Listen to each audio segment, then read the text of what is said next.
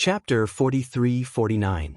Seeing that Fairy Jing didn't understand, the mountain patrol envoy continued, I don't know what the Qing banquet is all about. However, because of the Qing banquet, I obtained the Demon King's token, which allows me to relax my vigilance within by Qingyu's territory. Regardless of whether they are here to participate in the Qing banquet or not, they will be allowed to enter the depths of the demon territory. However, the Demon King's token also clearly states that the area within 10,000 miles of the Demon King's cave is a forbidden area.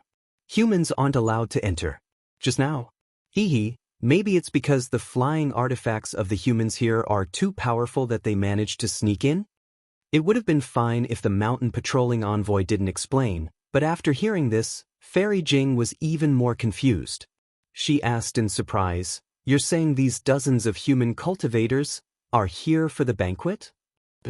They are here to participate in the banquet. The mountain patroller nodded and said with a serious expression. Fairy Jing didn't know whether to laugh or cry. She pointed at the flying artifacts that had just been dragged into the swamp and said, They waved their artifacts like this and came to the banquet in such an aggressive manner? And this is how you captured them to treat the guests? Speaking of this, Fairy Jing's heart suddenly jolted. Her expression became thoughtful as if she had understood something. Sure enough, the mountain patrolling envoy said proudly, Fairy Jing, you don't know, but my king said that who said the banquet must invite guests? My banquet invites delicacies. Sigh, I understand now. Fairy Jing waved her hand. This idea must have been given to my king by the Demon King of Ancient Bell Mountain, right? The mountain patrolling envoy was shocked. His tentacle extended a thumb, and the respect on his face increased. Fairy Jing, you're indeed a human, and you're indeed of my king's bloodline. I'm impressed. My king just sent out a message saying that the Demon King of Ancient Bell Mountain might come today, and he wants us to be careful. Forget it, Fairy Jing's face showed a hint of arrogance. She waved her hand and said, I'll go greet my king now. Fairy Jing, please? The mountain patrolling envoy respectfully bowed. He watched as a cloud appeared under Fairy Jing's feet and carried her into the depths of the swamp. Envy appeared on his face, and he muttered to himself, Humans are humans indeed. I can't compare to her brain. I only said one sentence and she understood so much. No wonder she's favored by my king. Fairy Jing controlled the cloud to slowly fly toward a direction. There weren't too many mountain patrolling beasts along the way. However, every time she flew over a mountain or swamp, a powerful sense of origin cheese tea sense would sweep over her. Fairy Jing turned a deaf ear to all of this. Even when she looked at the scenery she hadn't seen in over 200 years, the dense confusion in her eyes didn't dissipate at all. After flying for less than an hour, there were fewer and fewer demons to the left. The scenery became more and more dangerous. On the mountains and in the swamps, there would often be strange lights that would fly out. They would either sweep across Fairy Jing or block her path. Fairy Jing had no choice but to use her heart shell to protect herself. Whenever the tricolored light of the heart shell came into contact with the rainbow would vanish. Stop! Just as Fairy Jing was lost in thought, a bell-like voice rang out from the swamp. Oh! Fairy Jing was startled and involuntarily stopped in the air. Below Fairy Jing, a reef over 10,000 feet in size suddenly moved. With the sound of water, the reef flew out of the water. Layers of demonic clouds appeared on the surface of the reef. After the green light flashed through the demonic clouds, a water creature several thousand feet in size blocked Fairy Jing's path. Fairy Jing smiled and bowed. General Shishui, I'm Li Jing. I've come to greet you on the orders of my king. Li Jing? That water creature's head was very big, but his eyes were very small. After blinking a few times, he seemed to remember something, and said with a silly smile, Oh, this old man remembers, you are that little girl who established a country in the hidden Immortal continent. You came here 400 years ago. It was 200 years ago. Fairy Jing seemed to have a good impression of General Shishui. She smiled and replied, Old man, you must be sleepy. 400 years is about the same as 200 years. General Shishui smiled and slowly fell back into the water. He said, "Little girl, you know that this old man likes to sleep, but you still haven't taken out the king's demon king token. Aren't you disturbing this old man's sleep?" "Yes, yes, it's my fault." Fairy Jing covered her mouth and smiled. She quickly took out the 5-colored beast skin. The beast's skin immediately gave off a hazy light that covered Fairy Jing. Seeing the 5-colored beast skin, General Shishue's body fell into the swamp and turned back into a huge reef. Fairy Jing looked up at the huge island 100 miles away. She took a deep breath and flew over. As they approached the island, the scenery on the island entered Fairy Jing's eyes. There were palaces all over the island. These palaces were dazzling with extraordinary auras. Outside each palace, there were water creatures in colorful clothes. They were either carefully walking or holding their breaths while standing respectfully. Powerful auras rushed out of each palace without any concealment. This was indeed the palace of a demon king. Fairy Jing flew to the front of the island, but she wasn't in a hurry to enter. Instead, she raised her hand and pointed at her heart shell. The heart shell was like a bright star that flashed with brilliance. She then pointed at the 5-colored beast skin. The beast skin landed on the heart shell. Whoosh! The 5-colored halo on the beast skin suddenly penetrated the beast skin and turned into the shape of a heart shell that rushed into the air above the island. Pop! Like a bubble bursting in the air, the scenery in front of Fairy Jing suddenly shattered. A 5-colored whirlpool in the shape of a heart shell appeared out of nowhere. Junior Li Jing has come to greet the king. As the ruler of a country, Fairy Jing was very respectful at this moment. She faced the whirlpool in the air and raised her voice. After a long while, a thunderous voice came out from the whirlpool. "Li Jing? Oh, it's you. Why are you only here now?" As the voice passed, 5-colored brilliance flew out of the whirlpool and covered Fairy Jing's body. Whoosh! Fairy Jing's body and heart shell were sucked into the whirlpool at the same time and disappeared in a moment. When Fairy Jing's body reappeared, she was already in an extremely large space. The space looked similar to a cave, but the walls of the cave were not made of ordinary rocks. 5-colored lights were emitted from the walls of the cave. Faintly discernible demonic clouds were gently drifting, and there were many splashes of water that bloomed and faded from time to time. The walls looked very far away, but as far as the eyes could see, the nearly transparent walls were extremely close. Not only were the innumerable talisman markings on the walls clearly visible, even the water ripples outside the walls could be clearly seen. Fairy Jing stood still in the space and looked down at the crystal-clear ground under her feet. At this moment, there were auspicious clouds surging on the ground, as if they were dancing in the wind in the sky. Fairy Jing understood that she had arrived at Bai Qingyu's Demon King Cave. However, there was one thing she didn't understand. Where on the island was the Demon King Cave? When she first entered, Fairy Jing thought that she was on the island, which meant that she was in one of the many palaces. But now that she thought about it, Bai Qingyu's demons were all of the water race. The palaces on the island were probably an illusion. The Demon King's cave should be under the island. When she came in the second time, she made a new discovery. She felt that the Demon King cave was in a space high up in the sky. But when this thought appeared in her mind, she couldn't help but laugh. What did the location of the Demon King cave have to do with her? What was the point of thinking so much? "Li Jing, why are you only here now? Do you think you have the power to fight against this king now that you're in charge of a country?" Before Fairy Jing could raise her head, a powerful intent came out of nowhere and pressed down like a mountain. A rather unhappy voice sounded in her ears. "Let this king tell you, you're just a human descendant of this king. I, Bai Qingyu, have hundreds of humans like you, if not 1,000. This king can find someone to replace you at any time." If it were any other time, Fairy Jing would have panicked and knelt down to beg for forgiveness. But now, an inexplicable sadness rose from the bottom of her heart. Although Fairy Jing knelt down, she didn't beg for forgiveness like before. "Your Majesty, after this concubine bid farewell to you, I didn't stay in the 1,000 Demons' sacred realm for even a moment. Then, I went deep into the West Ocean to train. In the past 200 years, I haven't set foot in the 3 continents. When this concubine returned to the hidden Immortal continent, I saw your majesty's demon king token. This concubine rushed over without stopping and didn't dare to be negligent. Oh? Is that so? That voice didn't believe Fairy Jing's explanation and said coldly, this king doesn't care where you went. What this king knows is that because you didn't come in time, you almost delayed this king's important matter. Therefore, this king must punish you. Yes, this concubine understands. Fairy Jing's heart was filled with sorrow and resentment. However, that voice changed the topic and said, the ancestor liked the jade eyes you brought back last time. He said that you've done a great service for Bai Qingyu and wanted to reward you greatly. Now that I think about it, you've atoned for your crimes. This king won't reward you. It's fine. Fairy Jing replied indifferently. This concubine works for your majesty and doesn't ask for any reward. Get up.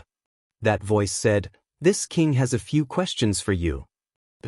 Fairy Jing stood up and looked up at the top of the space. At the top of the space, a cluster of dazzling five-colored light was blooming like a star. Under the light was a huge reef. Precious pearls of various colors were embedded around the reef. Although the pearls were also shining, they were much dimmer than the five-colored light. Fairy Jing's gaze landed on the light. Illusions of falling flowers and falling leaves or rising and falling tides appeared before her eyes. She turned her eyes and looked away. At that moment, the five-colored light receded and a shellfish several hundred meters in size appeared on the reef. Your Majesty! Fairy Jing was shocked and hastily asked, may I know what your Majesty wants to ask this concubine? Chapter 4350. The Shellfish Demon King's body moved slightly, and a strange primordial spirit stood up from the shell. This primordial spirit was also five-colored, and there wasn't a single strand of hair on its body. It looked like a little monk. However, this little monk didn't have hands or legs, so it was more like a five-colored boiled egg with its shell peeled off. The primordial spirit stood up, and a mouth appeared in the middle. It opened and closed its mouth, saying, did you get the jade eyes from Xiaohua last time? Xiaohua? Fairy Jing frowned, seeming to feel a stab of pain in her heart. She said hesitantly, I don't seem to know Xiaohua, but I do remember that it was Xiaohua, Daoist Xiao, who gave it to me. What did he say at that time? The Demon King wanted to get to the bottom of this. Think carefully. This time, Fairy Jing didn't hesitate at all. She immediately replied, he asked me if I knew that thing, or if I had seen it before. If I had any information, I could directly send a message to him. Is that all? The Demon King asked indifferently. It should be. Fairy Jing nodded affirmatively. Although I don't remember what happened before clearly, this matter doesn't seem to be in my lost memories. I can be sure. AI, how troublesome. The Demon King's primordial spirit suddenly swelled several dozen times, and an irritated aura that seemed to fill the entire space swept over, scaring Fairy Jing into trembling slightly. The Demon King said angrily, I've interrogated you for 100 years, but I couldn't get anything out of you. I thought I could get something out of you when you came, but you actually don't know anything. Interrogate? Fairy Jing was a bit bewildered, looking at the Demon King in confusion. Suddenly, Fairy Jing seemed to realize something, and a trace of ecstasy flashed in her eyes. She said in surprise, Your Majesty is saying, make a trip to the Heavenly Dam Water Prison. Xiaohua is there. Ask him where he saw that thing. As long as he can tell me, I'll definitely let him out. Moreover, there will be a great reward. His Majesty invited Xiaohua to Bai Qingyu. Fairy Jing smiled bitterly. A ball-shaped head appeared on the Demon King's primordial spirit. He nodded and answered vaguely, I received the ancestor's order to invite Xiaohua. Just so happened that I had the opportunity to invite him to Bai Qingyu. Your Majesty has interrogated Xiaohua for over 100 years, but he still didn't say anything. This concubine also doesn't seem to be familiar with Xiaohua. How can I ask him about the ugly truth? Fairy Jing was a bit embarrassed. Bullshit. The Demon King scolded, if you weren't familiar with him, why would he give you such an important jade eye? Over the past few days, there have been many human cultivators trying to sneak into my Bai Qingyu, and a few of them are quite capable. What were they doing here? Isn't it just to save Xiaohua? This Xiaohua really befriended a lot of Dao sect cultivators on Yaode Mountain. Why didn't he give it to them? Fairy Jing's heart trembled. Thinking of the strange situation outside the Demon King's cave, she immediately understood the purpose of the banquet. However, she still said with difficulty, "But this concubine really isn't familiar with Xiaohua. How do you know it won't work if you don't try?" The Demon King said impatiently, "Quickly go. You don't have much time left." Yes. Fairy Jing didn't dare to disobey the Demon King's order. She hurriedly bowed and walked towards the cave behind her. However, she only took a few steps before suddenly pausing. She paused for a moment. However, she only paused for a moment before raising her foot again and walking towards the cave entrance. However, at this moment, Fairy Jing's heart was in turmoil again. The Demon King has interrogated Xiaohua for over 100 years, but he didn't get any information. He must have lost his patience. That's why he organized the banquet to lure the cultivators of the hidden immortal continent who are on good terms with Xiaohua. He can use them to find the information he wants and even use those cultivators to interrogate Xiaohua. The day of the banquet was supposed to be the day Xiaohua was killed. No wonder the Demon King said, "I don't have much time left." It's also strange, Xiaohua. Why does this name sound so familiar?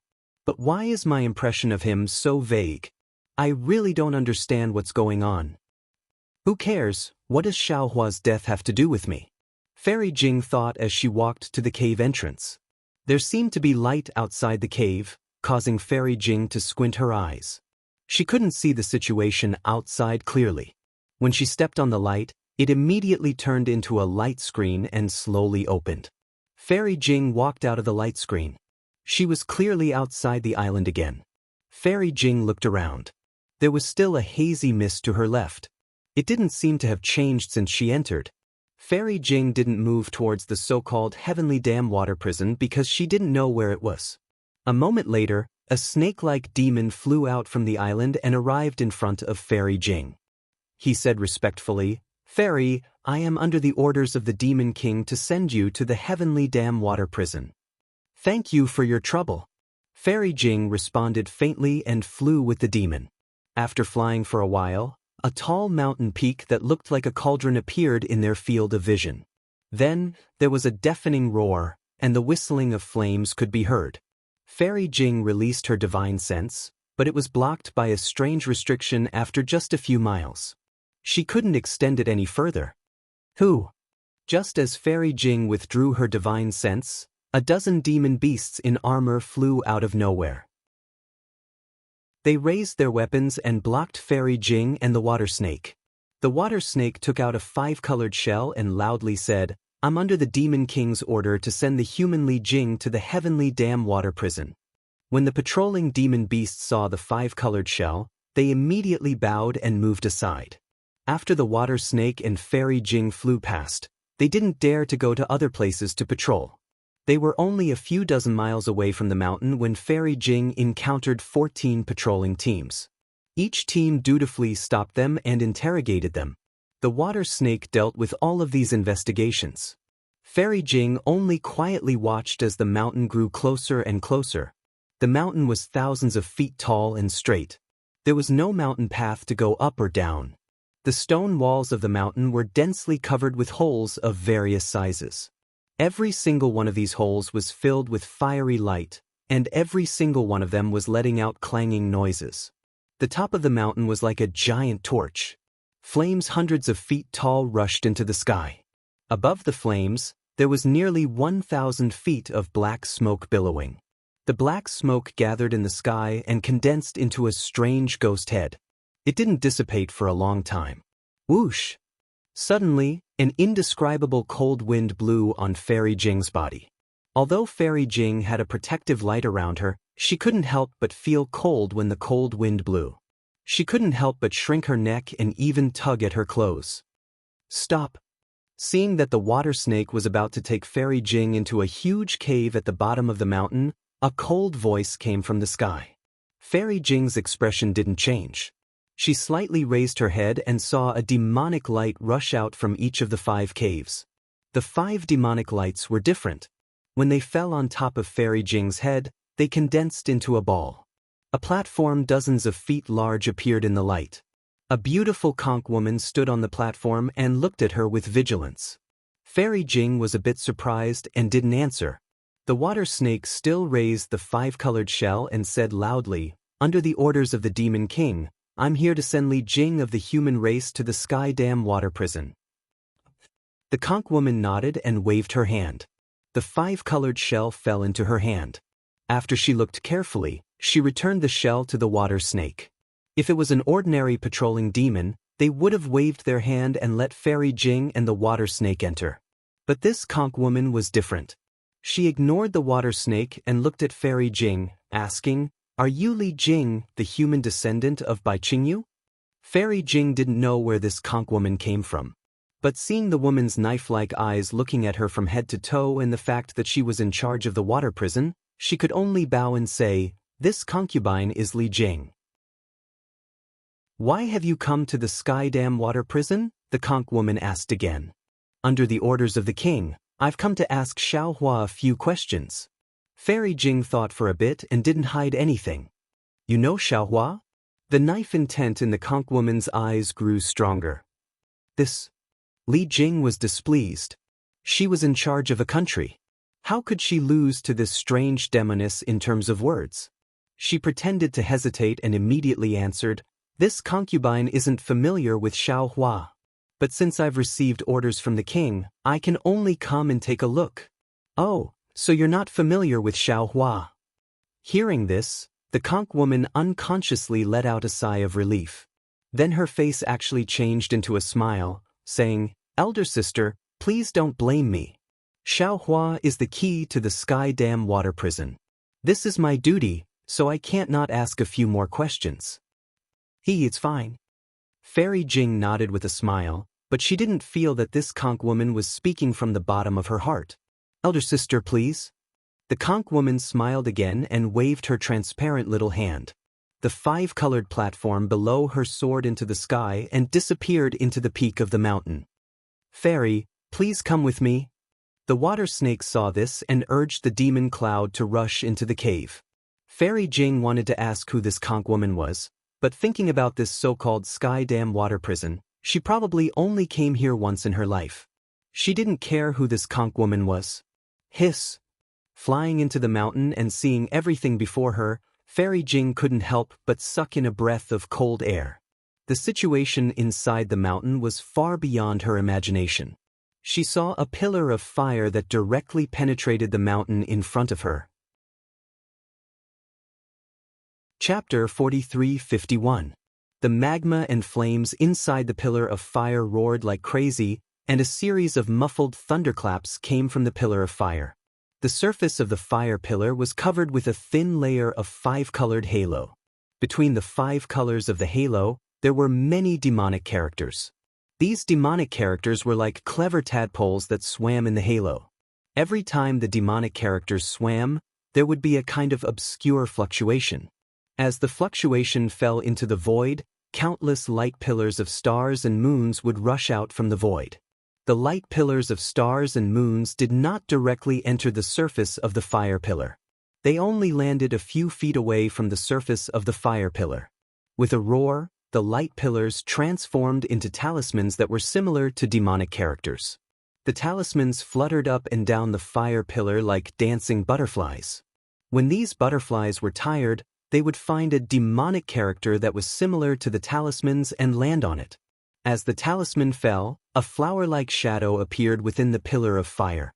The moment the roars of thunder and flames from within the pillar of fire fell into the shadow of light, they immediately disappeared and no longer made any sound. The sound of the magma and flames inside the pillar of light was blocked by the demonic runes, but the scorching heat couldn't be completely blocked. Although there was a gap of several hundred feet between the mountain and the pillar of fire, this gap was almost negligible.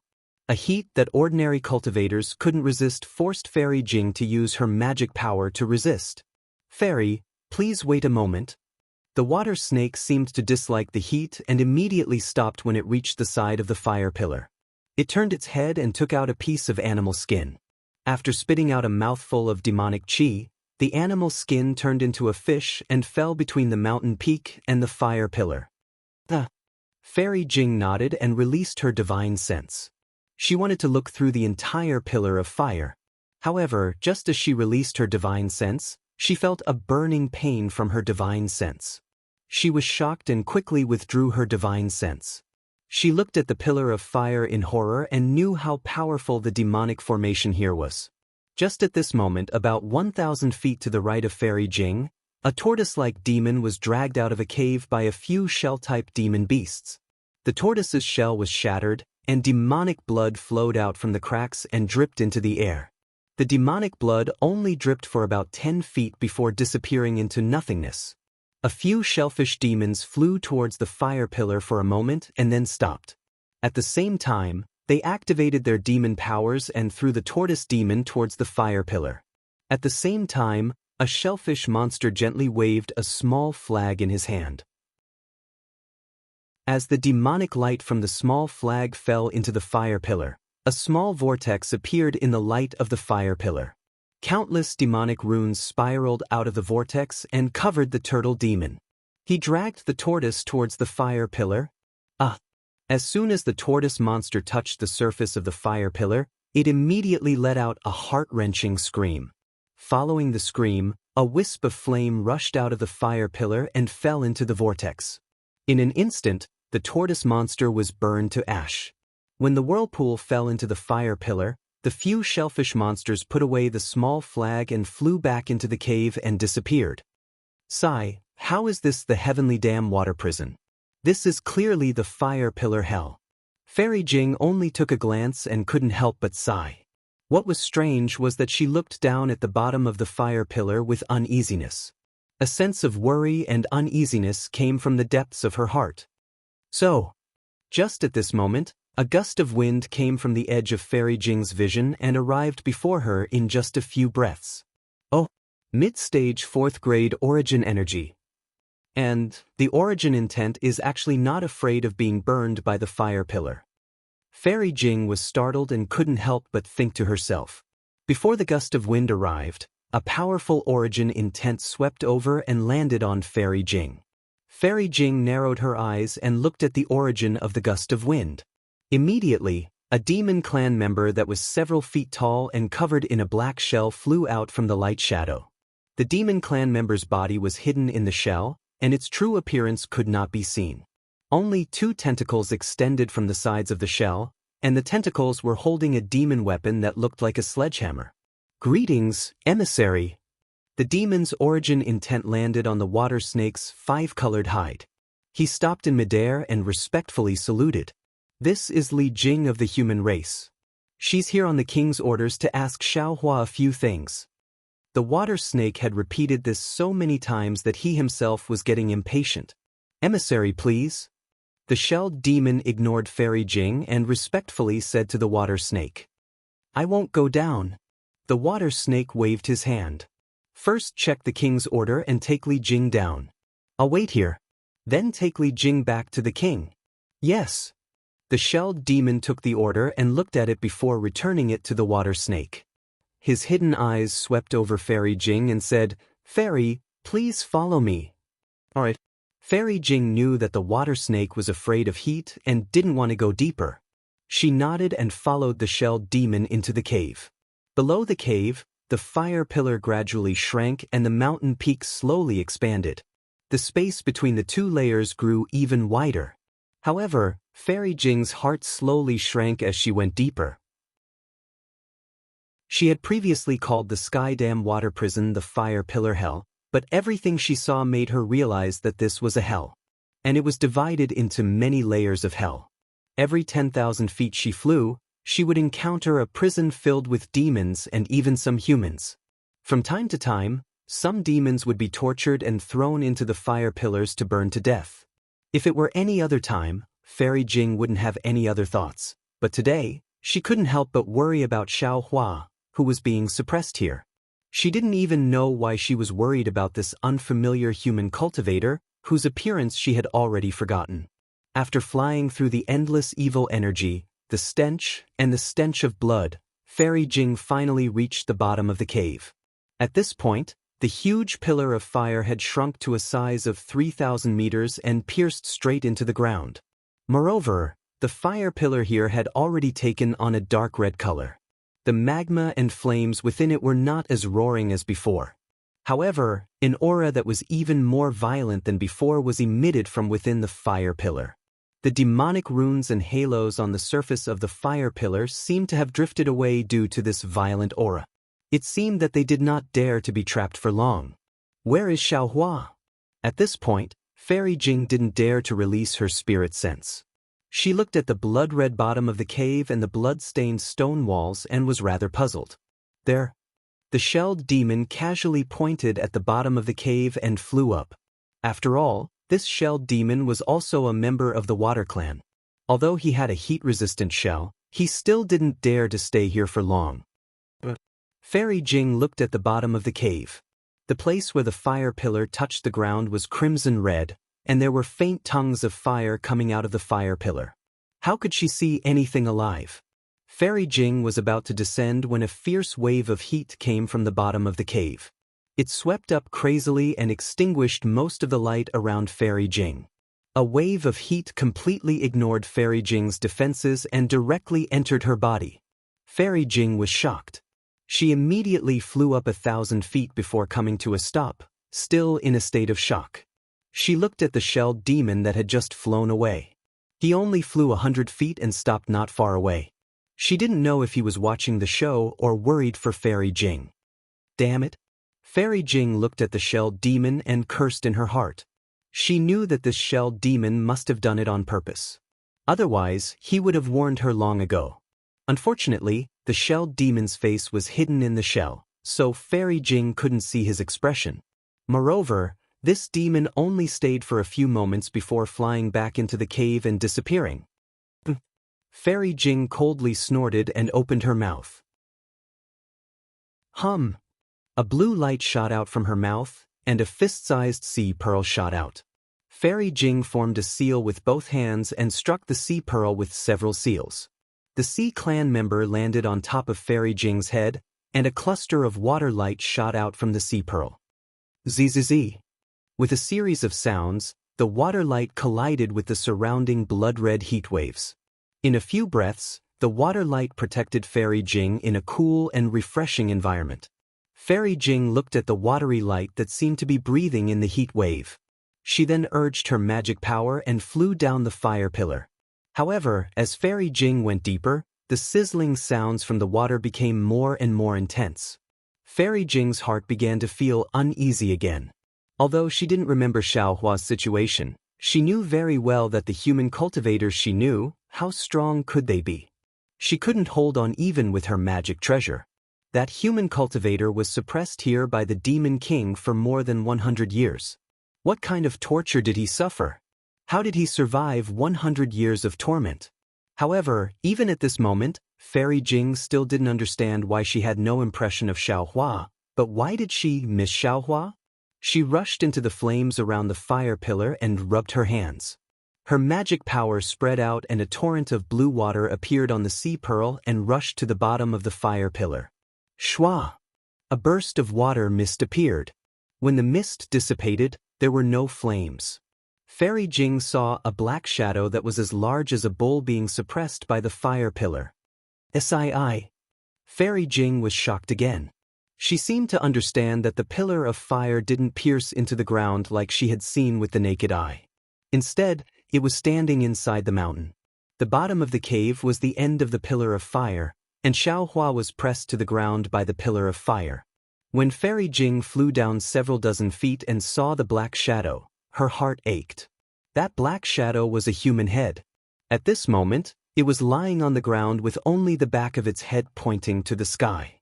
Compared to the thousands of feet tall pillar of fire, this head was truly tiny and pitiful. Chapter 43-52. Xiaohua? Are you Xiaohua? Fairy Jing probed in a low voice, her voice carrying a hint of sadness. Who? The head seemed to be on the verge of death. Only now did it notice that someone had landed. It tilted its head slightly and looked at Fairy Jing with difficulty. Although the light was as red as blood, although the shadow was like a ghost, and although Fairy Jing was prepared, when she saw half of the human's face, her body trembled as if she had been struck by lightning. She couldn't help but tremble, and tears began to flow from her eyes. Xiaohua. Fairy Jing once again called out these 3 words. Although these 3 words weren't any different from the 3 words from a few breaths ago, the concern, heartache, sadness, and surprise were countless times greater. Following these 3 words, the memories from 200 years ago that had been washed away by the water of unruffled love gushed out like a fountain that had almost dried up. Every time a sliver of memory was born, Fairy Jing's heart felt as if it was being cut by a knife.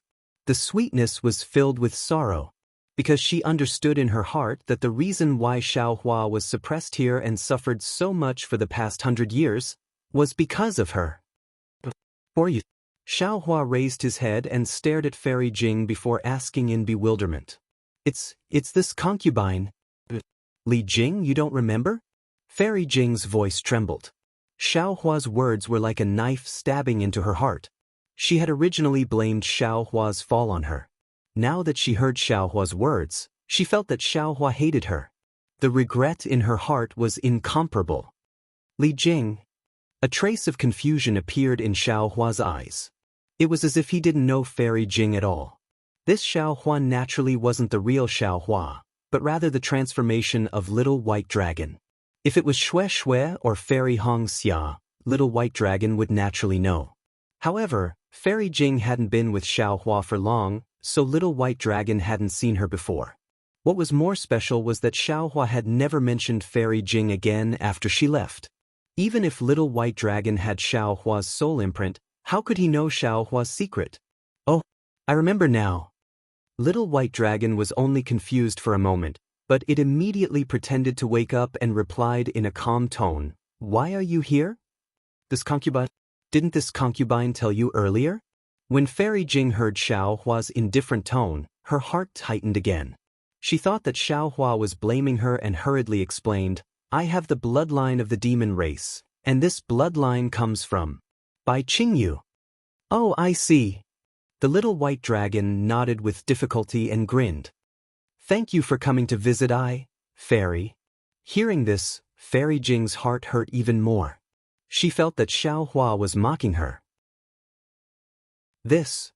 Fairy Jing said in a low voice, "This is not what I expected, nor is it what I want to see. It's fine. Wasn't it just that he couldn't move here? What can this shellfish do to me?" Little White Dragon said indifferently, then spat into the air and shouted, "Little shellfish, look at me. I'm just a copper pea hit, boom." Just as Little White Dragon was cursing, the entire fire pillar suddenly emitted a loud roar. A ring of fire suddenly fell from the top of the fire pillar. However, just as it reached the middle of the fire pillar, a powerful wave of energy came crashing down in all directions. Fairy Jing turned pale with fright and hurriedly moved. Just as she fell into a cave, the ring of fire rushed through the cave, and a powerful wave of heat annihilated most of the water of the ocean pearl. Right before Fairy Jing's eyes, the ring of fire fell to the bottom of the fire pillar and smashed into Little White Dragon. The entire ground shook, and blood-red flames rushed out from the bottom of the fire pillar within a range of several hundred meters. It sounded like a scream, but it also sounded like a dragon's roar. Little White Dragon's voice made Fairy Jing's heart break. The pain was like her heart was being torn apart and sewn back together with needles. Boom, boom, a series of explosions rang out a total of 9 times. The hundreds of feet tall fire pillar crazily shot out 9 times like a purgatory. Whitey's miserable cries became louder and louder each time, rippling within the mountain peak and within the fire pillar. After half an hour, the ring of fire stopped, and the fire pillar gradually calmed down. Fairy Jing flew in front of Little White Dragon again. "Why haven't you left yet?" Little White Dragon looked at Fairy Jing with a puzzled expression. Suddenly, he realized something and asked, "Do you need something?" Looking at Xiaohua's familiar face, Fairy Jing's heart began to churn.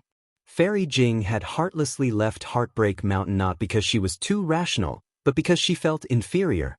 It wasn't just because of her demon bloodline, but also because she was a puppet of the demon race. She felt that her status wasn't good enough for Xiaohua, and she didn't want to bring trouble to Xiaohua because of her status.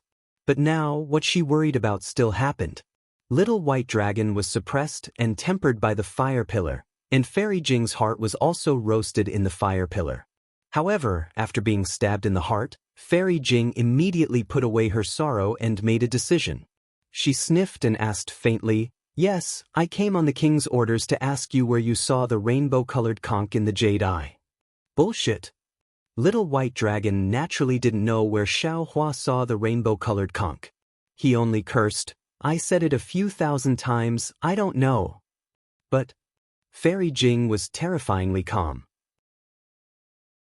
She asked in return, "The jade eye was given to me, and it also told me to send you a message if I saw something similar. Also, I couldn't let anyone else know. If you don't know, others might believe it, but I definitely won't." Ah? Little White Dragon was stunned. He didn't know how to answer. Fairy Jing didn't wait for him to answer.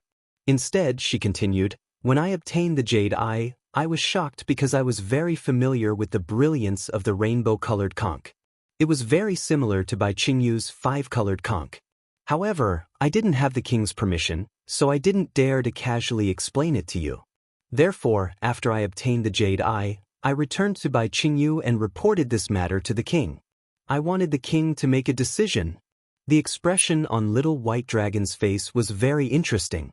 This was Xiaohua's secret. He didn't want to interfere, but unfortunately, he was still dragged into the web of love in Fairy Jing's heart. He didn't know how to respond. Should he curse Fairy Jing? Should he curse her? Or should he comfort Fairy Jing?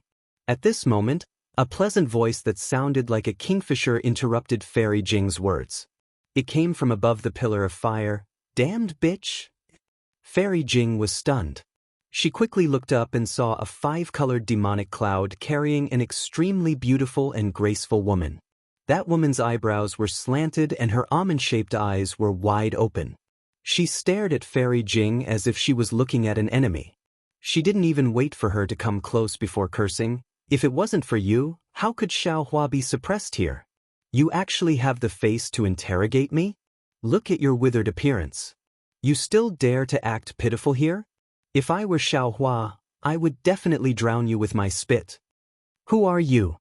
Fairy Jing's scar had been exposed, so she was extremely angry. She glared and coldly asked, "Who are you?" "Woo." That woman sneered. She didn't seem to take any action, but a rumbling sound came from her body. Her origin sense was mixed with a kind of power, and it pressed down on Fairy Jing like a mountain flood. Fairy Jing sensed the power of this power and was shocked. She didn't dare to be careless and quickly patted her head. "Woo." She released the pressure of a nascent soul cultivator, wanting to resist. Boom. A loud sound came from the empty mountain peak. Fairy Jing's figure was sent flying like an autumn leaf. When she landed, the blood on her face suddenly surged and then retreated. Her face was deathly pale. 6th grade origin force. Fairy Jing's eyes were filled with shock. She was clear that this woman's pressure was immediately withdrawn when it touched her. It wasn't too forceful. However, with just a touch, Fairy Jing's chi and blood had already surged and her true essence had gone astray. This woman was at least a 6th grade star-plucking realm cultivator. "You're only a 4th grade descendant. You dare to be arrogant in front of me." That woman was very arrogant. Seeing Fairy Jing's shock and pale face, she berated, "Why aren't you scramming?" Fairy Jing clenched her teeth. Although she didn't know this woman was able to enter the Sky Dam water prison and even reach the bottom of the fire pillar. She was naturally an important demon to Bai Qingyu. Fairy Jing didn't dare to talk back to this woman, but she wasn't willing to lower her head to this woman in front of Xiaohua. She squinted her eyes and said, "This concubine is under the king's order to ask. Since Xiaohua isn't willing to speak now, this concubine will come again in the future. Xiaohua, the king said that as long as you tell him where you saw this rainbow conch, He will immediately release you and reward you greatly. Little White Dragon bitterly smiled. He was willing to speak, but he really didn't know where he saw this rainbow conch. Seeing Little White Dragon not speaking, Fairy Jing's heart ached even more. She didn't even look back as she flew towards the top of the fire pillar. When she arrived at the exit of the mountain peak, the water snake was still waiting there. Seeing Fairy Jing come out, the water snake didn't ask about the result and turned to bring Fairy Jing back to the Demon King's cave. Fairy Jing bit her lips and said, "Wait. Is there anything else?" The water snake asked curiously. "If there's nothing important, it's better to turn back. The king is still waiting for a reply in the cave." Chapter 43:53. I didn't get anything out of him. If I go back and report this to the king, I'm afraid I'll be scolded.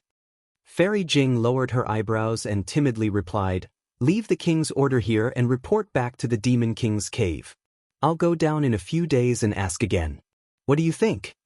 The water snake only pondered for a moment before handing the 5-colored beast skin to Fairy Jing. It nodded and said, "That's good. The king has been troubled by this matter. If Fairy Jing can get something out of him, not to mention once or twice, even 10 times would be a great merit." Fairy Jing nodded absent-mindedly and took the beast's skin. She flew to the left side of the mountain. The water snake didn't suspect anything and returned to the Demon King's cave to report. At the bottom of the Heavenly Dam water prison, the woman saw that Fairy Jing had lost all face and left in a sorry state. She let out a cold snort and said, "You're only a human, yet you dare to steal my lover." After saying that, the woman landed in front of Little White Dragon. She looked at Little White Dragon and said coldly, "What? Do you feel bad? When did you get this old lover? She caused you to be like this and you still treat her like this? You can't even bear to say a harsh word to her?" None of your business." The Little White Dragon let out a cold snort and ignored the woman. "Ioyo." When the woman saw that the Little White Dragon was angry, she immediately turned into water and jumped before the Little White Dragon. She coquettishly said, "When you were looking at the moon with me, you called me little sweetie. Now that the new person has surpassed the old, you're actually ignoring me." "Bullshit." The Little White Dragon looked up and cursed, "When will you see the moon here? How could I call you little sweetie?" "So you want to see the moon? That's great. I've always wanted you to accompany me." The woman was pleasantly surprised. She raised her hand and took out a 5-colored flag. When she waved the flag, the stone wall at the mountain peak immediately disappeared. However, it was noon outside the mountain peak, so where did the moon come from? The woman was a bit busy and quickly said, "Don't rush, don't rush." Although she told him not to rush, her actions didn't seem to be in a rush at all. He hurriedly waved the flag and restored the mountain wall to its original state. Then, he opened his mouth and spat out a mouthful of green light. The green light rushed into the sky and turned into a green full moon. The faint brilliance of the moon sprinkled down like moonlight, brightly illuminating the blood-red flames. The Little White Dragon soldier was unmoved. It looked at Yu Hua indifferently and said coldly, "What do you mean by this? Are you trying to show off in front of me?" "Io Xiaolang, how would I dare?" The woman was shocked. She quickly opened her mouth and swallowed the green light. She said, "Wait a little longer. It will be night in a few hours." At this point, a strange expression appeared on the woman's face, as if she was about to cry. "What?" Little White Dragon chided. "If you don't let me see the moonlight, darling Xiao." The woman was on the verge of tears. "Today seems to be the 3rd day of the lunar month. There's no moon." Little White Dragon didn't say anything. It only snorted coldly. However, this sound was like thunder in the woman's ears. She hurriedly said, "Darling Xiao, it's all my fault. Don't be angry with me. Actually, I just casually taught her a lesson. I didn't mean to hurt her, and I'm not jealous. I just think that she's too much. If it weren't for her, how could you have been suppressed here for 143 years and 42 days? Hearing the woman's precise description of the date, a smile appeared on Little White Dragon's face. It replied, "If I wasn't suppressed here, how could I have met you?" Hee, that's true. When the woman saw little white dragon smile, she was happier than anything else. She hurriedly flew up from the ground. Her entire body spun a few times in the air as if she was showing off. Darling Xiao, take a look. Don't you like human forms? The human form I transformed into today. Do you like it? There's no need to look. Little white dragon blurted out. You're the most beautiful in the world. It doesn't matter if you transform or not, I like it. Darling Xiao. That woman was really drunk. With a moan, she threw herself at the side of little white dragon's head. Strangely, when the woman's body leaned against the pillar of fire, the demon runes on the surface of the pillar of fire could not stop her. The woman's body disappeared into the pillar of fire. Then the entire fire pillar shone with demonic light, enveloping an area of several thousand feet. Several days later, a timid voice came from the demonic light. Yaoji, the king has ordered you to kowtow in the demon king's cave. On the demonic light, the conch woman, who had been wary of Fairy Jing, stood respectfully on the demonic cloud. She lowered her head, not daring to look at the demonic light. She only whispered to Fairy Jing. Damn it! The voice of the woman hidden in the pillar of fire was very pleasant to the ears, but it was also somewhat angry. Call me princess. Didn't you hear darling Xiao calling me princess? Yes, your highness. The conch woman trembled and hurriedly changed the way she addressed her. This servant deserves to die. Please forgive me, your highness. The king has ordered for your highness to go to the demon king's cave. Damn it. The princess was still cursing, but there was a hint of laziness in her voice. When the demonic light flickered, an extremely graceful figure appeared in the fire pillar. The curves of this delicate body were indescribably seductive, especially at her abdomen, where there was a bulge. Strangely, the woman's skin flashed with a seductive 5-colored halo, and the oval on her abdomen had a different color. Little white dragon didn't miss the opportunity to snort. The woman was startled and a 5-colored halo flashed. A gorgeous set of clothes instantly appeared and tightly wrapped around her body. Darling Xiao, don't be angry. The woman begged in a low voice. I'm not too familiar with this human's body. Wear more clothes in the future. Don't let everyone see everything. Little white dragon shouted in an imposing manner. The woman replied in a delicate voice, Yes, darling Xiao, hurry up and scram.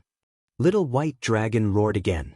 The woman wasn't ashamed of little white dragon's scolding. Instead, she smiled sweetly and kissed little white dragon's cheek before flying into the air. Looking at the conch girl, she asked coldly, Who sent the message? It's that bitch from a few days ago. The conch girl said indignantly, She must have said something to the king, and that's why the king summoned Princess Yao for questioning. She doesn't want to live anymore. The woman was furious. How dare she ruin my plans? I'm going to skin her, pull out her tendons, and let her know how powerful I am. As she spoke, the woman's body flashed with 5-colored demonic light, and she flew toward the mountain's exit. Io princess, wait for me. Although the conch girl called out, she didn't fly high. Instead, she strangely turned her head and looked at little white dragon. She winked mischievously at little white dragon, as if she was proud of herself for sowing discord. Little white dragon raised its head with a lazy smile on its face, but its brows were filled with disdain. When she heard the little white dragon's cold snort, the woman, who had already turned her head to look at the little white dragon, suddenly stopped. The woman raised her head to look at the sky. After which, she clenched her teeth and suddenly flew in front of the little white dragon. She fiercely kissed the little white dragon's face and cried out through gritted teeth, Xiao Lang, you missed me so much. After saying this, the conch girl didn't dare to stay for long. She hurriedly flew into the sky and reluctantly looked at little white dragon before she flew out of the cave. Since ancient times, excessive love has left behind only regret. This regret will never end. Little white dragon's melancholy voice rang out from under the fire pillar. Heavens, forgive me for my unruly love. Just as little white dragon finished speaking, boom! There was a huge roar above the fire pillar. Another ring of fire was born from the peak of the mountain, and it fell down with a huge force. For little white dragon howled in grief as a sea of fire appeared. Which Confucian cultivator said that pain always comes after pleasure. Damn it, it's too true. The little white dragon's sorrowful wails and recitation naturally could not reach the exit of the mountain. However, a figure stood at the exit, watching the endless rings of fire descend. His eyes were already filled with tears, and an indescribable sense of remorse appeared between his brows. When the ring of fire disappeared, this figure immediately took out a 5-colored beast skin and rushed to the bottom of the fire pillar without hesitation. This figure was Xiao Hua's acquaintance, but little white dragon didn't know who Fairy Jing was. Outside of the swamp where the Demon King's cave was located, the sky was covered with red clouds. Thin strands of lightning were faintly discernible between the clouds.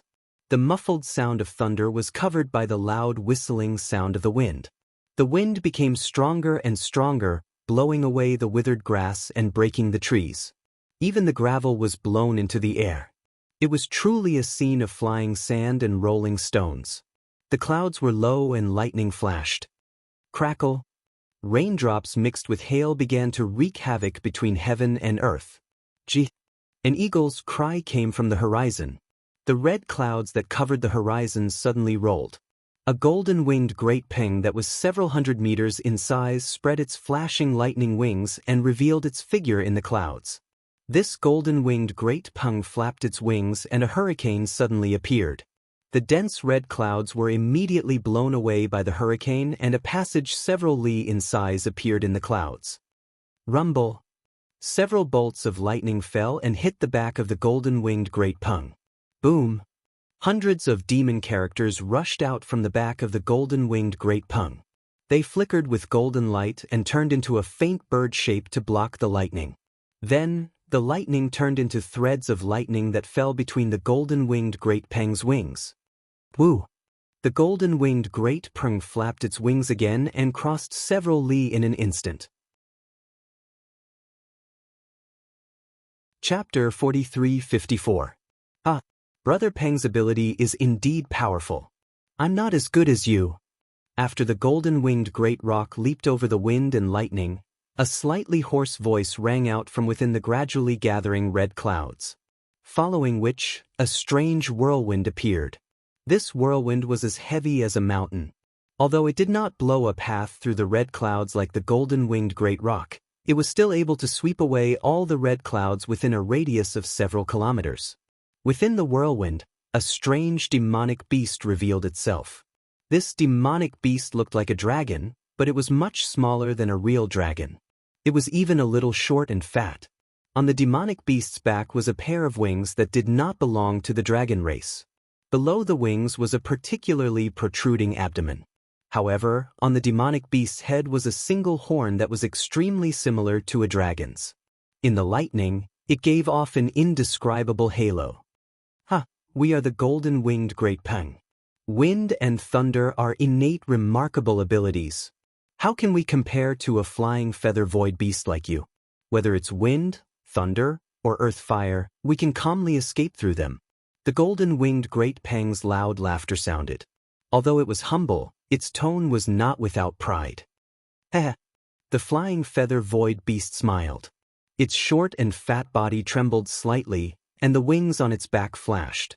Strange ripples suddenly appeared in the space within the whirlwind. These ripples landed on the flying feather void beast's body, and the flying feather void beast instantly disappeared. A light mark like a wing flashed faintly through the red clouds, and it quickly surpassed the golden-winged great peng. Damn it! The golden-winged great peng yelled. I didn't plan to compete with you. What's the point of surpassing me? As he spoke, the golden-winged great peng flapped its wings again and chased forward amidst the lightning and wind. The two demonic beasts seemed to be even faster than the wind and thunder. In less than half a meal's time, they had already surpassed the area covered by the wind and thunder. A golden light flashed in the golden-winged great peng's eyes as it looked towards the ground. Then, a powerful origin thought swept towards a swamp like a mountain. Boom! Just as the golden-winged great peng's origin thought swept across the swamp, a pillar of light shot up into the sky. When the pillar of light landed in front of the golden-winged Great Peng's head, Bai Qingyu's body flashed with a 5-colored halo as she appeared within the pillar of light. Brother Peng, brother and I? Demon King Bai Qingyu's shellfish, which was hundreds of meters long. A strange voice came from within the shellfish. Peng, Peng, Peng, Great Peng's Peng. As soon as Demon King Bai Qingyu's voice fell, a layer of spatial ripples appeared above his head. Bai Qingyu didn't dare to delay and hurriedly moved aside. The flying feather Nikong beast's figure appeared amidst the spatial distortion. Its wings were still flapping slightly. Ha, Bai Qing! The flying feather Nikong beast laughed and said, "The two of us had already set off. However, we received a message from Peng Sage. It seemed to be related to the 7th Great Sage, so I followed Peng Jun back to Veiling Sky Ridge." Oh? Bai Qingyu was startled and hurriedly asked, "Ni Quan, who is the 7th Great Sage of our demonic beasts?" The flying feather Nikong beast's expression didn't change. He raised his hand and pointed at the golden-winged Great Peng who had stopped behind him. "You'll have to ask Peng Jun about that." When the golden-winged Great Peng Jun saw that the flying feather Nikong beast had surpassed him, a trace of displeasure appeared on his face. When he saw Ni Quan pointing at him, he said coldly, "My ancestor didn't say who it was. How do you want me to tell you?" "Ah." Bai Qing smiled and said, "This isn't the place to talk. 2 demonic brothers, please come to my Demon King cave for a chat." "Please." Ni Quan smiled and glanced at Peng Jun. After a moment of politeness, he followed Bai Qing and descended. The 3 demonic beasts entered the Demon King cave and took their seats. The water tribe served a banquet. Before the banquet started, Peng Jun looked around and asked curiously, "Brother Bai, where's your brother? Why didn't he come out? Could it be that he was defeated by me last time and doesn't dare to come see me? Who knows where he went?" Bai Qing glanced at Peng Jun unhappily. "After being defeated by you last time, he didn't return to Bai Qingyu. It seems that he heard that one of his descendants got into trouble, so he went to take a look. It's either the hidden immortal continent or the Western Paradise." "Ha, he's really bold." Peng Jun smiled and didn't ask any more. Then, the 3 raised their cups and drank.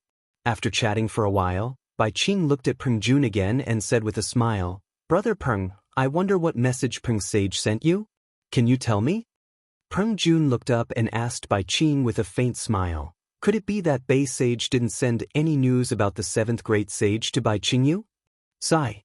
Bai Qing sighed and put down his wine cup. He said, "How could Bai Sage send a message directly to me? The message I received was from the star-obscuring lake. Although there's a lot of news from the star-obscuring lake, who exactly is the 7th Great Sage and where in the 1,000 demonic sacred realm did he become a great sage? Until now, the star-obscuring lake still hasn't given a definite answer. I think my old ancestor is also confused. If Bai Sage is like this, then why isn't my old ancestor?" Peng Jun smiled and said, "The news I received actually came from Songyue Heaven. It wasn't personally sent by Peng Sage. It's just that brother and I happened to see it, so he made a big fuss about it." "Brother Peng, don't blame me for talking too much." Ni Quan hurriedly explained, "After all, the 7th Great Sage's appearance is too strange. From the news from the Xian Space Forest to my ancient Bell Mountain, it can be seen that his ascension to a great sage is much stronger than my old ancestors. That momentum is comparable to our demon race's first great sage, Peng Sage. Therefore, I think your Songyue Heaven might have received more information." Peng Jun pondered for a moment and said, "Actually, the news from Songyue Heaven this time is also a guess about the 7th Great Sage's strength." "What do you mean?" Bai Qingyu and Ancient Bell Mountain were shocked and stared at the demon monarch of Songyue Mountain. "My old ancestor and the other 5 great sages have already gathered in the Great Sage Hall." Peng Jun smiled bitterly. "It's said that there's already a phenomenon that has never appeared in the Great Sage Hall. This phenomenon shows that the 7th Great Sage's strength not only surpasses Peng Sage's, but also surpasses all the great sages in the 1,000 demonic sacred realm." "Ancient sages?" Bai Qing and Ni Quan couldn't help but exclaim. "That's right. ancient sages in the past, and it's even possible that there won't be any sages in the future. Peng Jun nodded and looked at the flying feather void beast. He said snappily, "This is the reason why I lost my composure when I saw the beast's skin. Presumably, it won't be long before the two of you receive the news from the Shen Space Forest and the obscuring Star Lake." Damn it, how is that possible? Bai Qing looked at Ni Quan and then at Peng Jun. She lowered her voice and exclaimed, "Although we only control a corner of the demon realm, the 6 great sages have investigated the entire demon realm. How did a great sage appear? They don't know anything about it? What's so strange about that?" Peng Jun said disapprovingly. "The hidden immortal continent is the world of Confucian cultivators, and the Immortal Palace has investigated the 9 prefectures. However, didn't the Dao sect have a primordial chaos ancestor? If not for the Buddhist and Confucian cultivators working together and even borrowing the power of our demon race, how could they suppress him? Even if they did, didn't the primordial chaos ancestor escape and harm the Confucian cultivators? Forget it, forget it." Bai Qing laughed and raised his wine cup. "The 7th Great Sage's matter is related to the Great Sage Hall. It's the Great Sage's effort and has nothing to do with us. When there's news, we'll naturally know. Come, 2 demon brothers, please. Drink, drink." Peng Jun also smiled and raised his cup. "We'd better worry about our own matters and help the great sages take care of the trivial matters. Please." The 3 demon kings drank again, and then the women of the water tribe came to dance. After half an hour, Bai Qing waved his hand and the attendants left. He opened his mouth again and said, "2 demon brothers, this time I invited you 2 demon brothers to discuss the banquet." "Banquet?" Ni Quan looked at the other 2 demon kings and said with a smile, "It's a good banquet. Does Brother Bai have other ideas?" Bai Qing hurriedly explained, "Banquet is such a brilliant idea. It's completely Brother Ni's idea. I can't think of any good arrangement even if I break my head.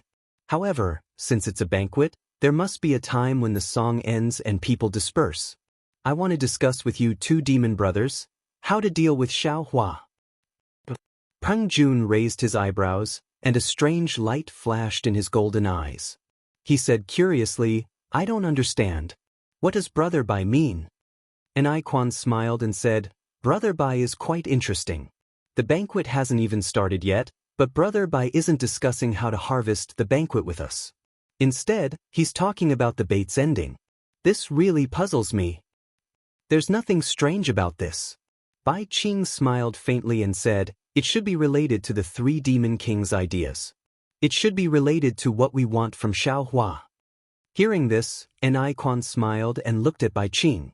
He asked, "Since Brother Bai mentioned your idea and purpose, I also want to ask something. Back then, when Xiaohua came to my ancient Bell Mountain, he was a good friend of a human descendant of my ancient Bell Mountain. He seemed to have nothing to do with my demon race. I don't know why Brother Bai suddenly set a trap for me after hearing the name of this human. You used an ordinary demon weapon to exchange for my sleeve.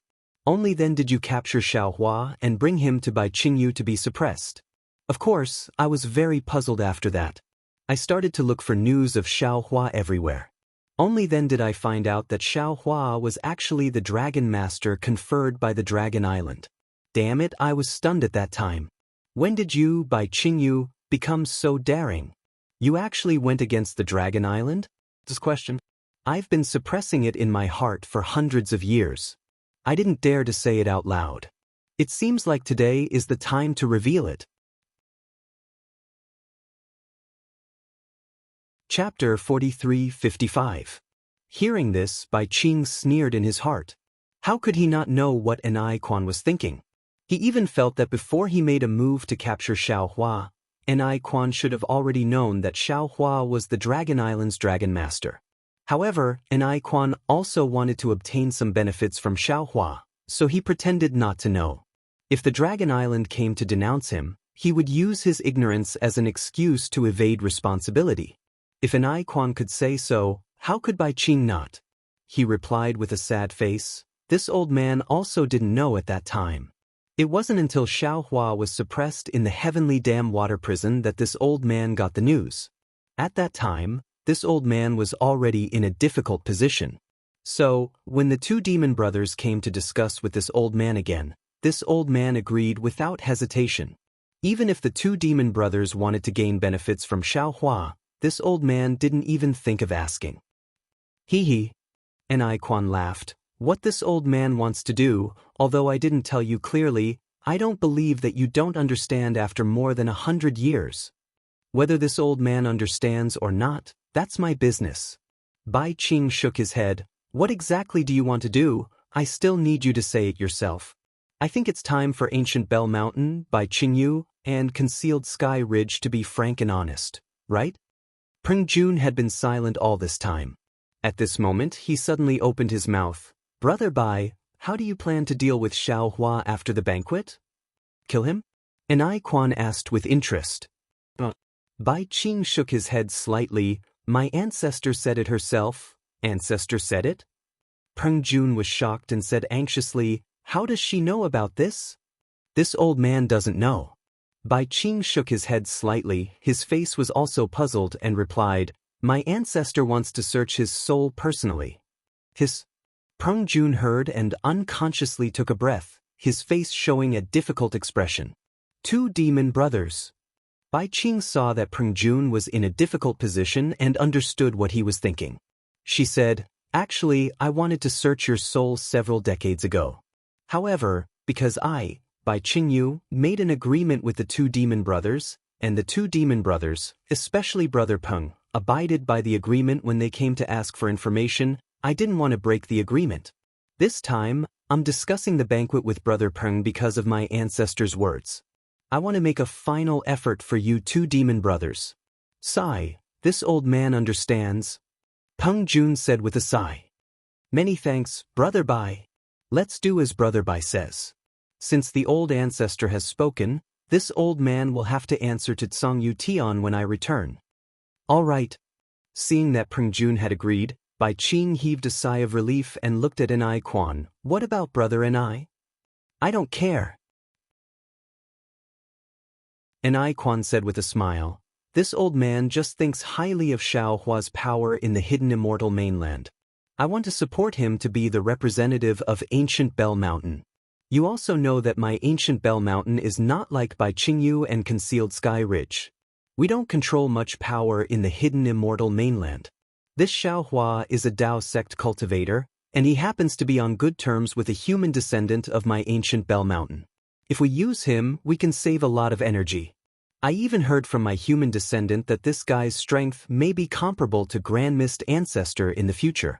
That's why this old man made a previous agreement with you. If you don't need Xiaohua, then search his soul. Even if you kill him, it doesn't matter. My human descendant already has a way to deal with this. Bai Qingyu glanced at Quan and said with a smile, your Ancient Bell Mountain really has a good idea. This Xiaohua does have some foundation in the hidden immortal mainland. Since the news of the banquet spread out, more than 10 groups of Dao sect cultivators have come to find and rescue Xiaohua. After the banquet, this old man will hand over those Dao sect cultivators to your human descendant. Many thanks, Brother Bai. Quan smiled and raised his cup. After the three monster kings drank a few more cups, Peng Jun said meaningfully, oh right, Brother Bai, in these years, could it be that Dragon Island or the dragon race didn't come to investigate? Bai Qingyu sighed. Xiaohua is the dragon master of the dragon race. Not only did the Dragon Island not send any dragon race to the Dragon Palace of the Four Seas, this is the reason why this old man has been nervous. This old man didn't dare to relax for hundreds of years. Isn't it because I'm afraid of the dragon race's revenge? Peng Jun sneered in his heart. How could he believe Bai Qingyu's complaints? He then probed. Although Xiaohua is a human cultivator, his strength is not particularly high, but since Dragon Island conferred him the title of Dragon Master, what? Hearing this, Bai Qingyu was shocked and hurriedly interrupted Peng Jun's words. He said curiously, Brother Peng, say it again. You said Xiaohua is a human cultivator? Yes. Peng Jun said curiously, Xiaohua is naturally a human cultivator. You think he's a dragon? But Bai Qingyu was puzzled and was about to speak when Ni Quan also said with a smile, Brother Bai, of course Xiaohua is a human cultivator. Otherwise, why would he participate in the Immortal Palace's Jade Pavilion gathering and make friends with the human descendant of our ancient Bell Mountain? Damn it. Bai Qingyu almost jumped up and said in shock, could it be that we made a mistake? How could it be a mistake? Peng Jun's heart also moved, but his expression was still calm. He said with a smile, Brother Bai, do you still remember the demonic artifact this old man took the first time? Bai Qingyu originally wanted to explain, but after hearing Peng Jun's words, he swallowed his words and said doubtfully, of course this old man remembers. You even activated the demonic artifact in front of this old man and interrogated Xiaohua. Actually, Peng Jun said with a smile, that demonic artifact is not a demonic artifact, but a soul artifact. This old man didn't interrogate Xiaohua the first time. This old man was just activating the soul artifact to confirm whether this Xiaohua is the real Xiaohua.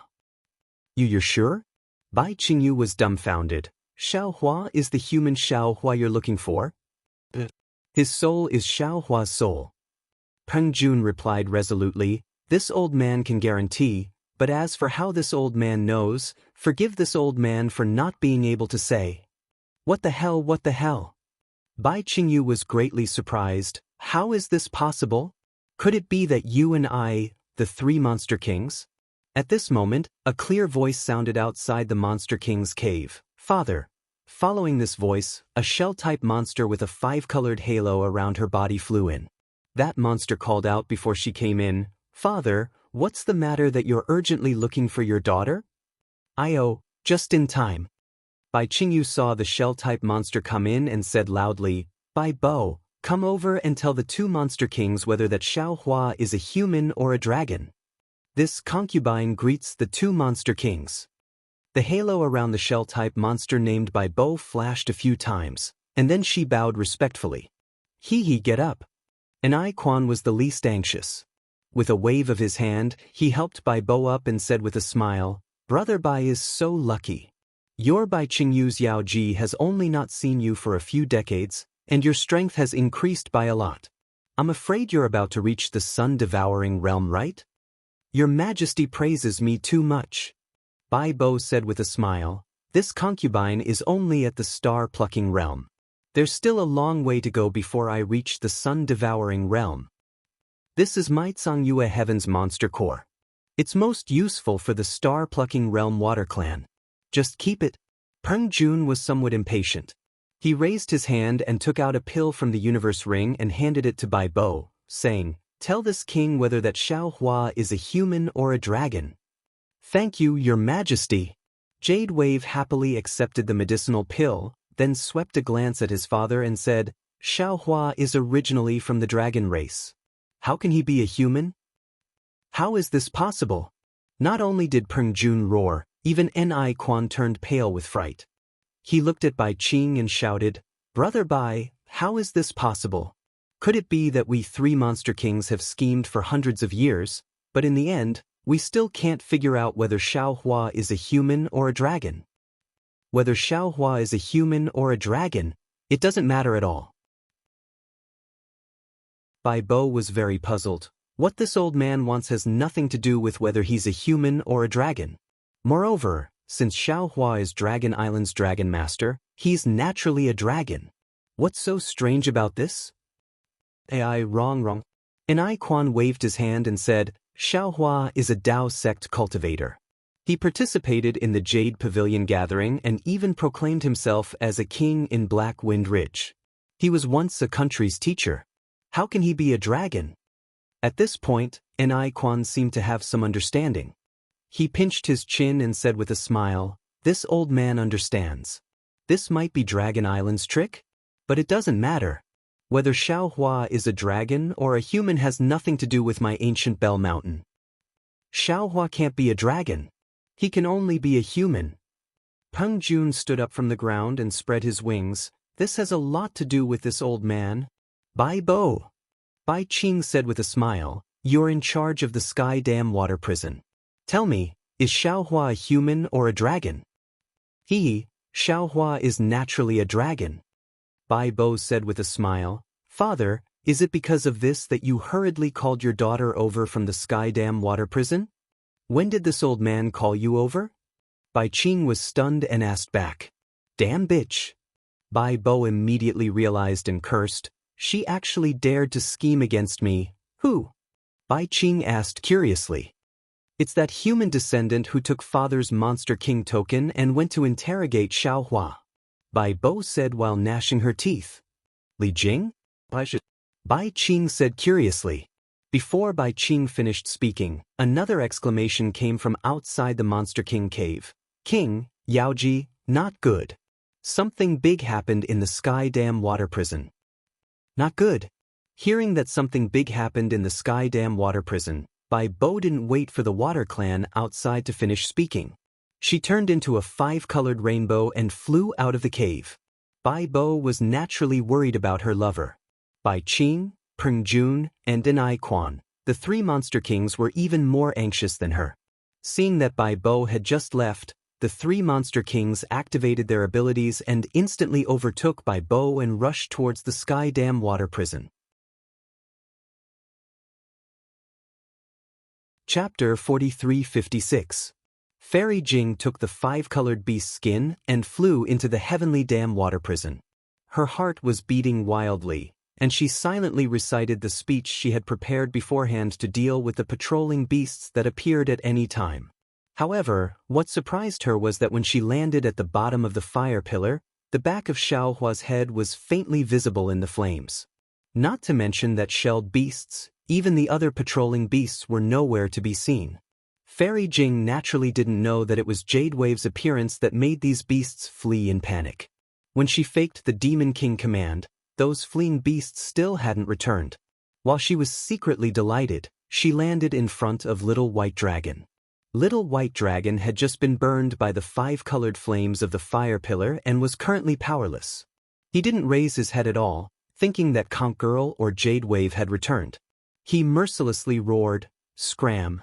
I'm not in a good mood right now." Fairy Jing's peach blossom-like face paled. She whispered, "Xiaohua." Little White Dragon was stunned. He slowly raised his head, looked at Fairy Jing, and asked curiously, "So it's you. Why did you come back?" Little White Dragon immediately came to his senses and replied with a wry smile, "Although I gave you that jade eye, I have never seen that thing before. Because it's used to refine magic treasures, I had you look for it. Even if you personally came to ask me, I wouldn't know about that thing. Xiaohua, do you still resent me?" Fairy Jing didn't pay attention to Little White Dragon's explanation.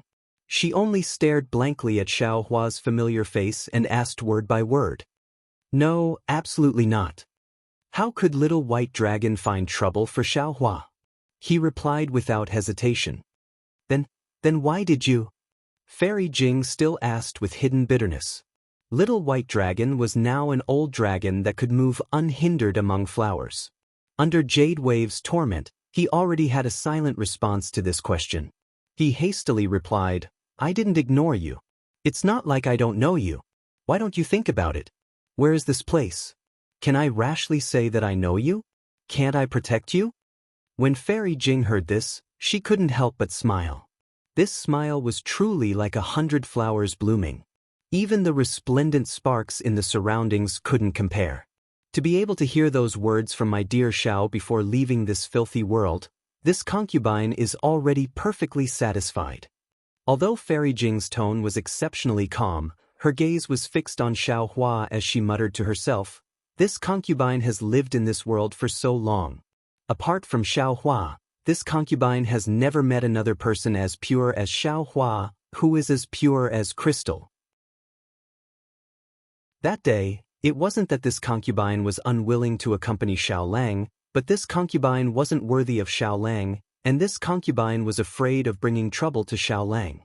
What this concubine didn't know was that this concubine had brought so much trouble to Xiao Lang. This is all this concubine's fault. This concubine is willing to make up for this mistake. I only hope that Xiao Lang can forgive this concubine. With that, Fairy Jing stretched out her hand and touched the back of Little White Dragon's head. Her cherry-red lips touched Little White Dragon's cheek. Damn it. Little White Dragon was dumbfounded. He hurriedly retreated and shouted, Don't, I'm not. Fairy Jing's face turned even paler when she saw Little White Dragon running away. She bit her lip and said, Darling Xiao, I know you won't forgive me, but although this concubine didn't do it on purpose, it's still the biggest mistake this concubine has made in her life. Moreover, this concubine is very regretful right now. This concubine shouldn't have drunk that unruffled water. Let me ask you, what is love in this world? It makes people want to live and die for it.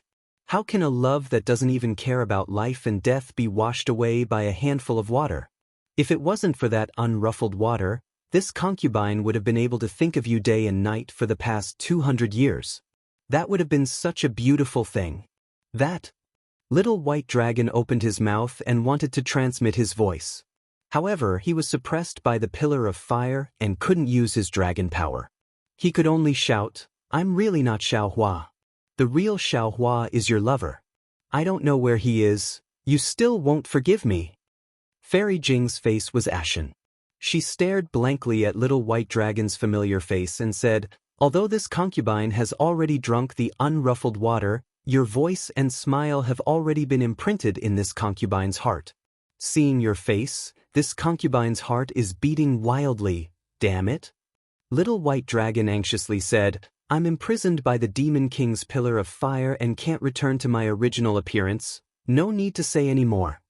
Fairy Jing said faintly, Xiao Lang, whether you forgive me or not is no longer important. While speaking, Fairy Jing opened her mouth. Pooh! The heart shell fell into the air. The moment it appeared, it immediately emitted a 5-colored halo. This light was like Fairy Jing's heart that was crying blood. It flickered and condensed into 5-colored dots that fell from the heart shell.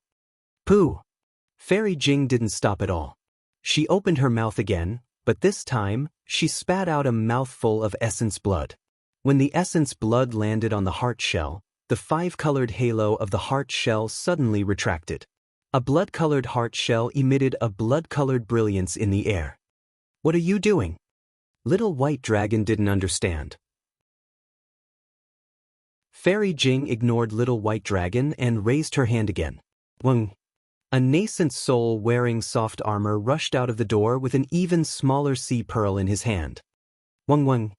The blood-colored heart shell emitted a huge rumbling sound before finally exploding with a bang.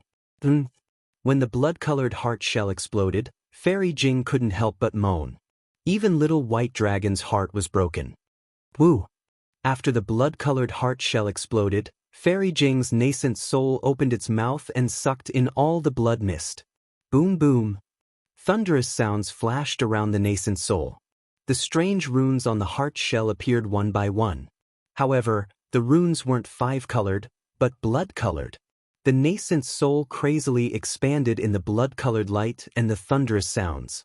In an instant, it was more than 10 feet tall. Xiao Lang. Fairy Jing suddenly cried out, This time, we will be separated by life and death.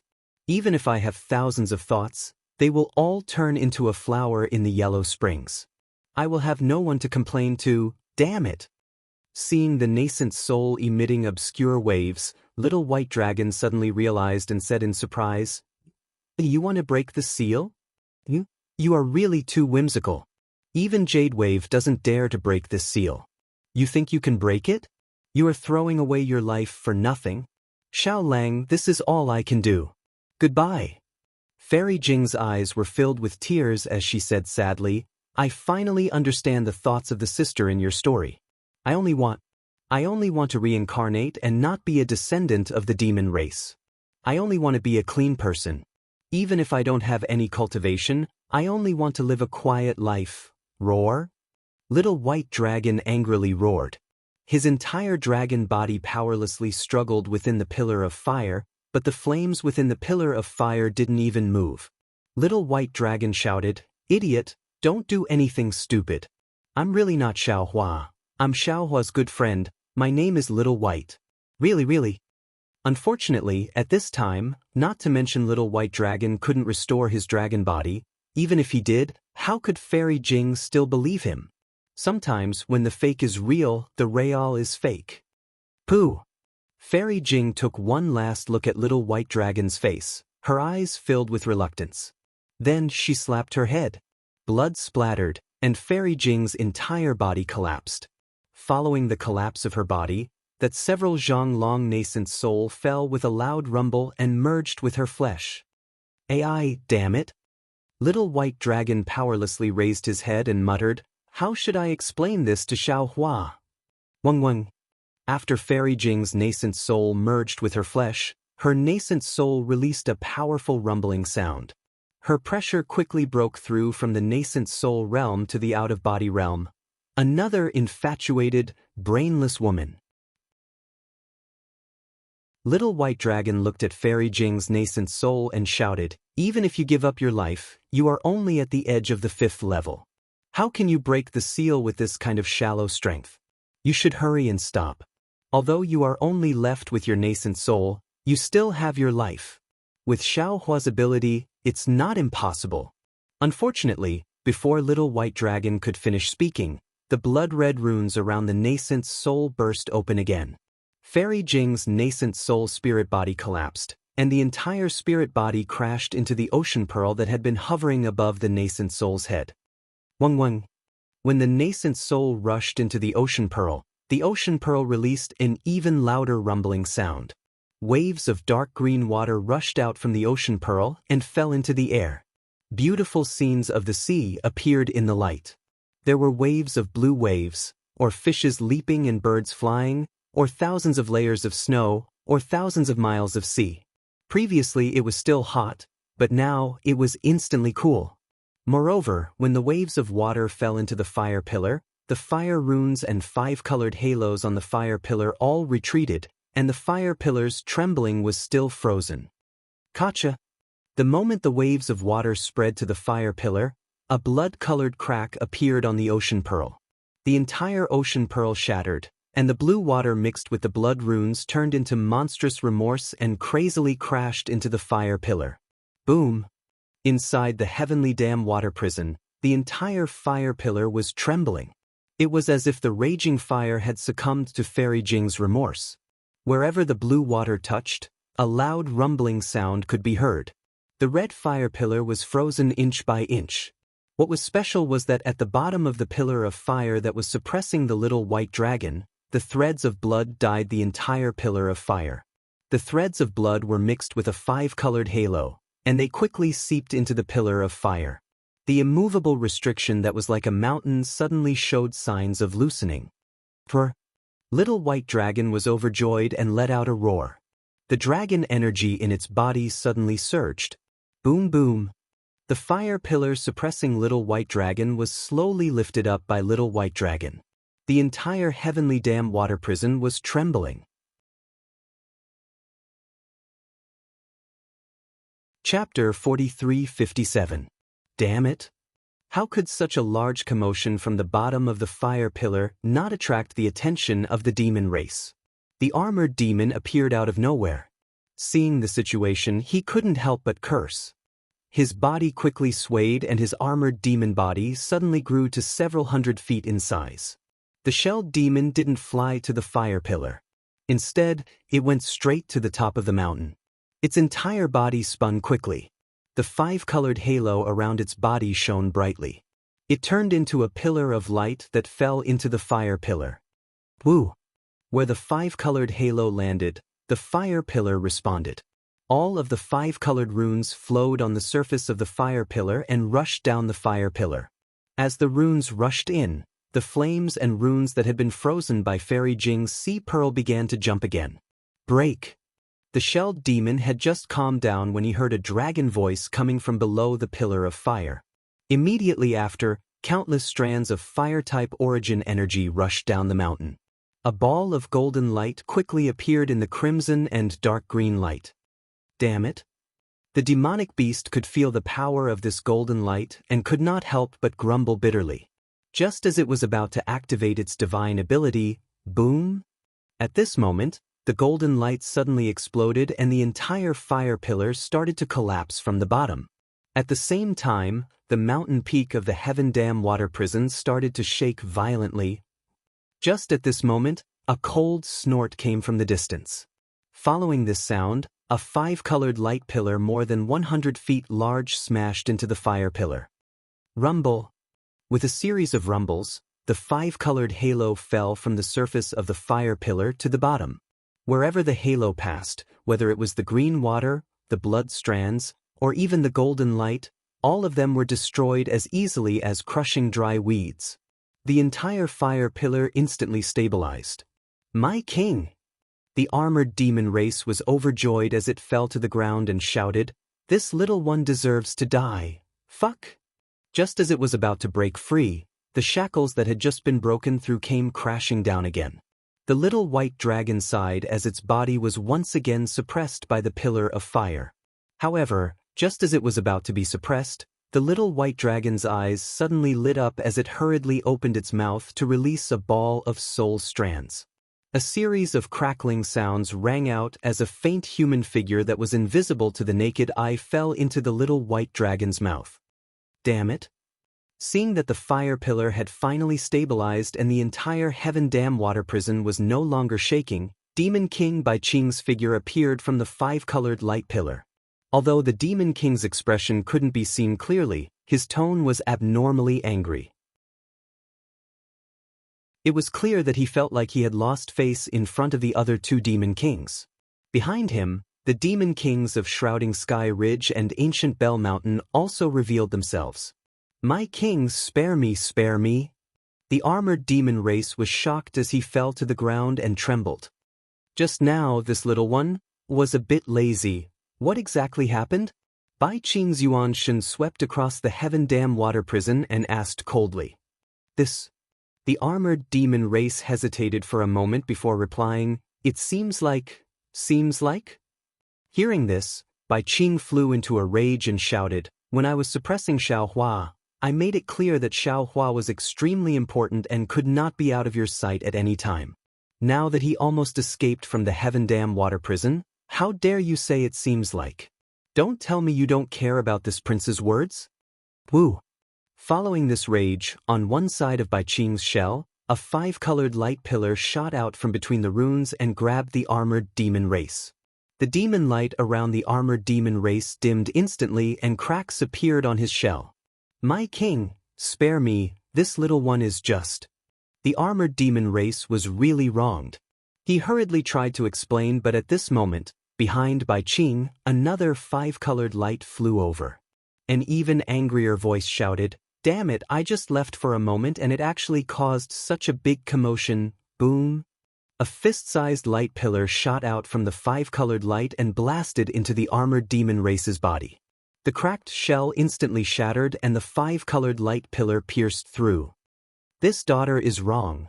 I fell for the human race's trick of luring the tiger away from the mountain. Father, please punish me. Bai Bo's figure landed in front of the Heaven Dam water prison and immediately knelt on the ground to beg for forgiveness. Bai Qing naturally would not punish her daughter. She snorted coldly, "Yaoji, you are not strict enough with your subordinates. You must learn from this lesson and not be too kind to your subordinates. You must know that the human race has a saying, kind people are bullied and kind horses are ridden. Your kindness is weakness in the eyes of your subordinates." Yes, my king, Yaoji understands. Bai Bo did not dare to say another word. By the way, brother demon, I will go down and take a look later. Bai Qing ignored Bai Bo and said, "Hee hee." Peng Jun laughed and said, "We will wait for a moment. Brother Bai, please set up the restriction first." Brother Peng, you must be joking. Bai Qing said a little awkwardly, "Previously, it was because we were too suspicious that we made such a big joke. At this point, if I set up the restriction again, wouldn't that be slapping my own face? 2 demon brothers, please." Then, the 3 demon kings landed at the bottom of the fire pillar. Bai Bo also followed nervously. When she saw the blood splattered around the fire pillar, the bloody clothes on the side of the stone wall, the remains of Fairy Jing's body, and the 5-colored beast skin on the ground, Bai Qing already understood a lot. A tentacle grew out from her demon body and took the beast's skin. Then, she released her primordial thought and looked at Little White Dragon. Xiaohua, was it Li Jing who risked her life to save you? Little White Dragon looked coldly at Bai Qing and replied disdainfully, aren't you very resourceful? Don't you already know? Do you still need to ask me? Hee hee. Bai Qing didn't seem to be angry, as though Little White Dragon had already scolded her 1,000 times. She only smiled and said, do you know, other than this Li Jing, there are some humans who walk into a trap and get killed by my subordinates every day. They seem to be here to save you. Think about it, it's just telling this king about the origin of that thing.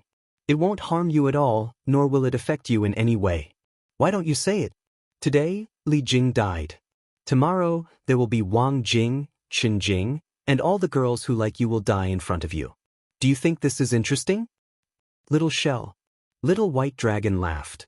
I have told you countless times. I don't know the origin of that thing at all. Li Jing's jade eyes weren't given by me at all. Where do you want me to find that thing for you? Besides, there's a saying in the human race.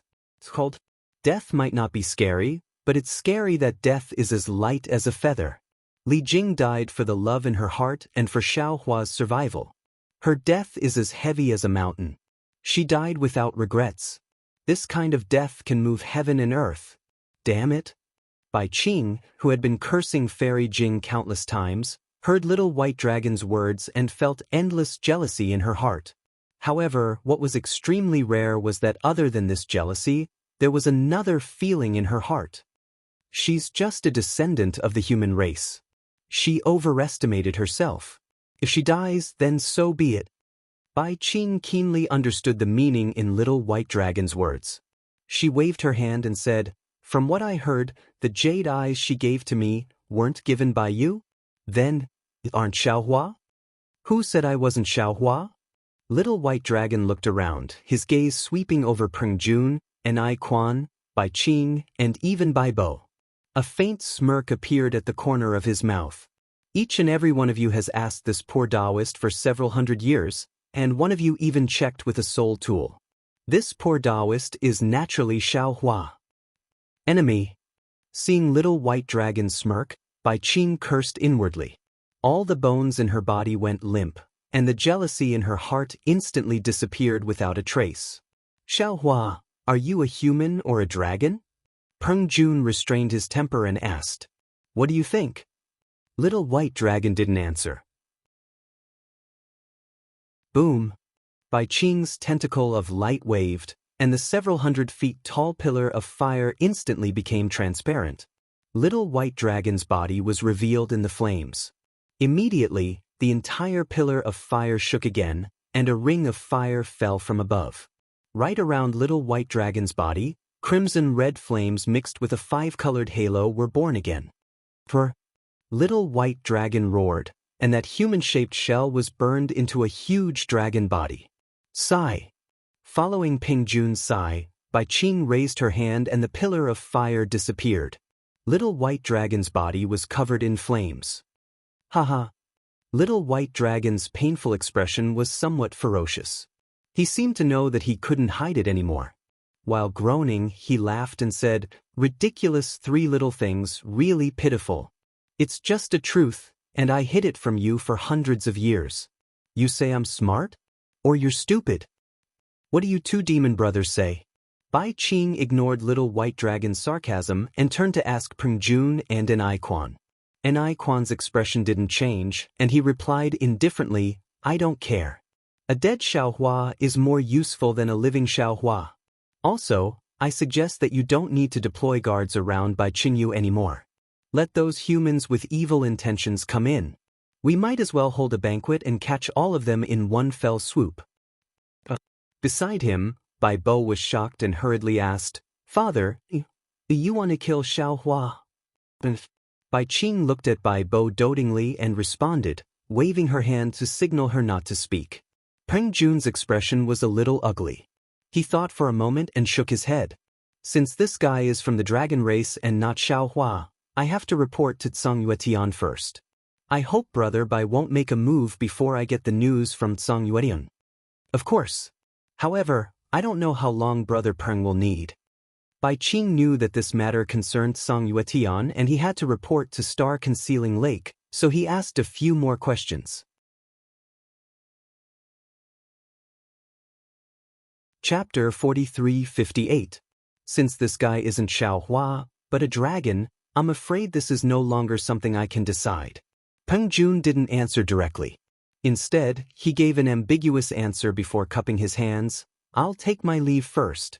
I'll immediately send the Sky Concealing Ridge's demons to assist Brother Bai. However, before Peng Jun could fly up, a faint light shone from high up in the Sky Dam water prison. A palm-sized beast's skin landed in front of Bai Qing. Bai Qing was a little surprised. He knew that if it was an ordinary matter, his subordinate wouldn't dare to send it. There must be important information in this beast's skin. Bai Qing nodded slightly at Peng Jun, and his consciousness entered the beast's skin. Peng Jun was displeased. He cupped his hands at Naiquan. Brother and I, are you coming with me? Or will you stay in Bai Qingyu for a few days?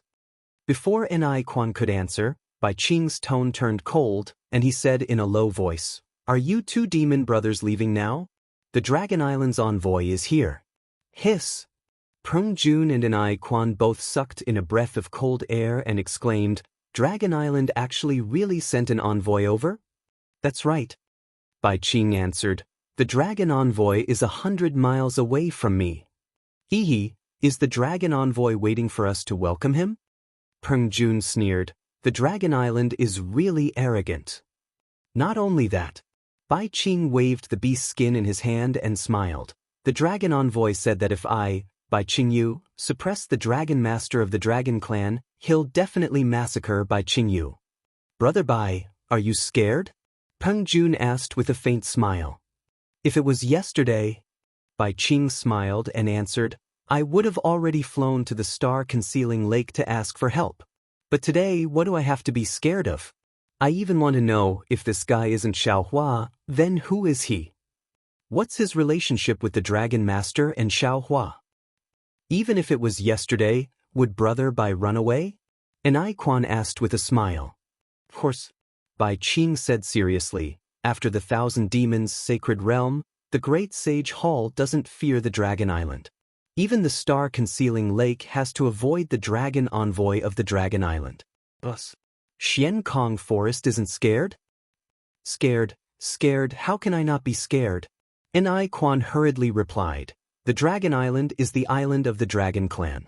It commands all the Dragon Clans in the world. No one dares to disobey. Although there are many demon clans in the 1,000 Demons' sacred realm, which demon clan can compare to the Dragon Clan? Let's not talk about Dragon Island's orders.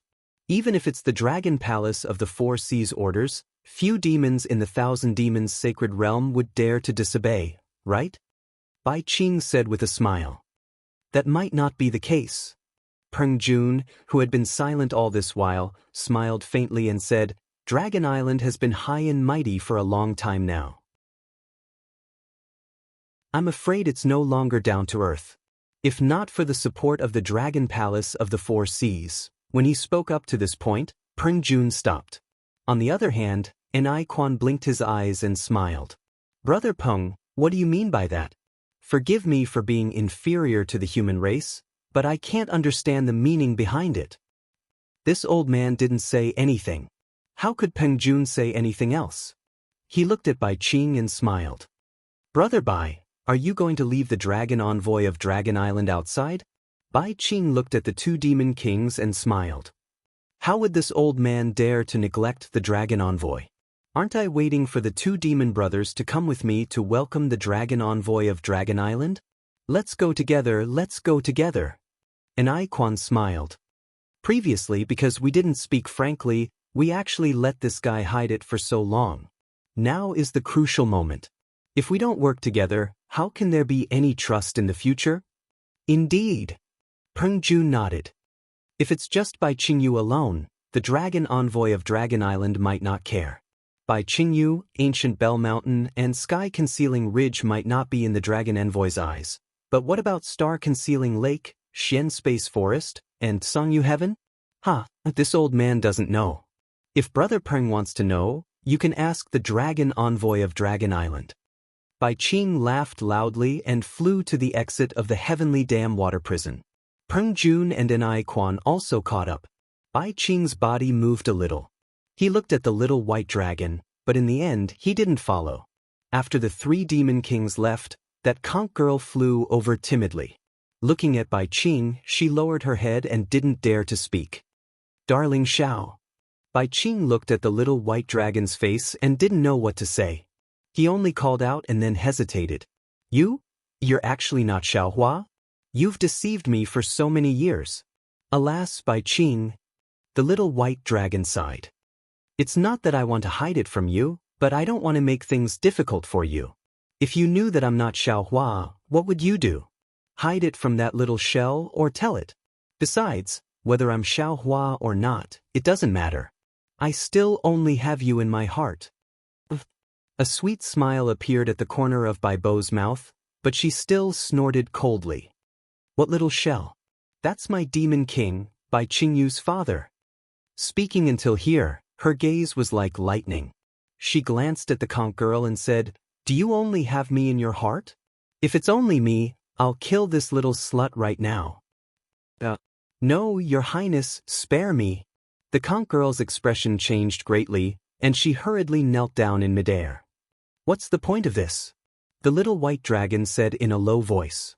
I won't live for more than a few days anyway. Why do you have to make my heart ache?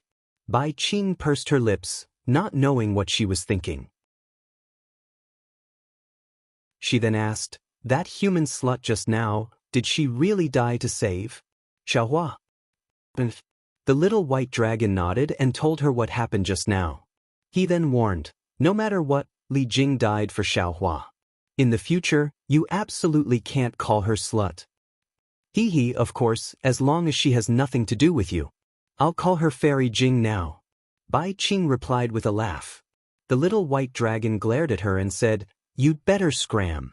In a while, your father and the 2 demon kings, as well as the dragon envoys from Dragon Island will come. Don't attract their attention. You care so much about my comfort? A sweet smile appeared on Bai Qing's face as she asked. Of course, you're my little sweetheart. Whether there's a moon or not, I'll sing in your ear in a low voice. I hope you'll have a peaceful life and a happy life. The little white dragon's sweet words came easily. You're such a sweetheart. Bai Qing pouted coquettishly. She wanted to pounce over and take a bite, but in the end, she was afraid of any accidents. She stomped her feet and turned into a ray of light, rushing towards the entrance of the cave. Hee. The conch girl also jumped up from midair, stuck out her tongue at the little white dragon, and also flew up. After less than an hour, outside the water prison, a loud and clear dragon roar could be heard from the horizon. The dragon envoys from Dragon Island arrived on clouds.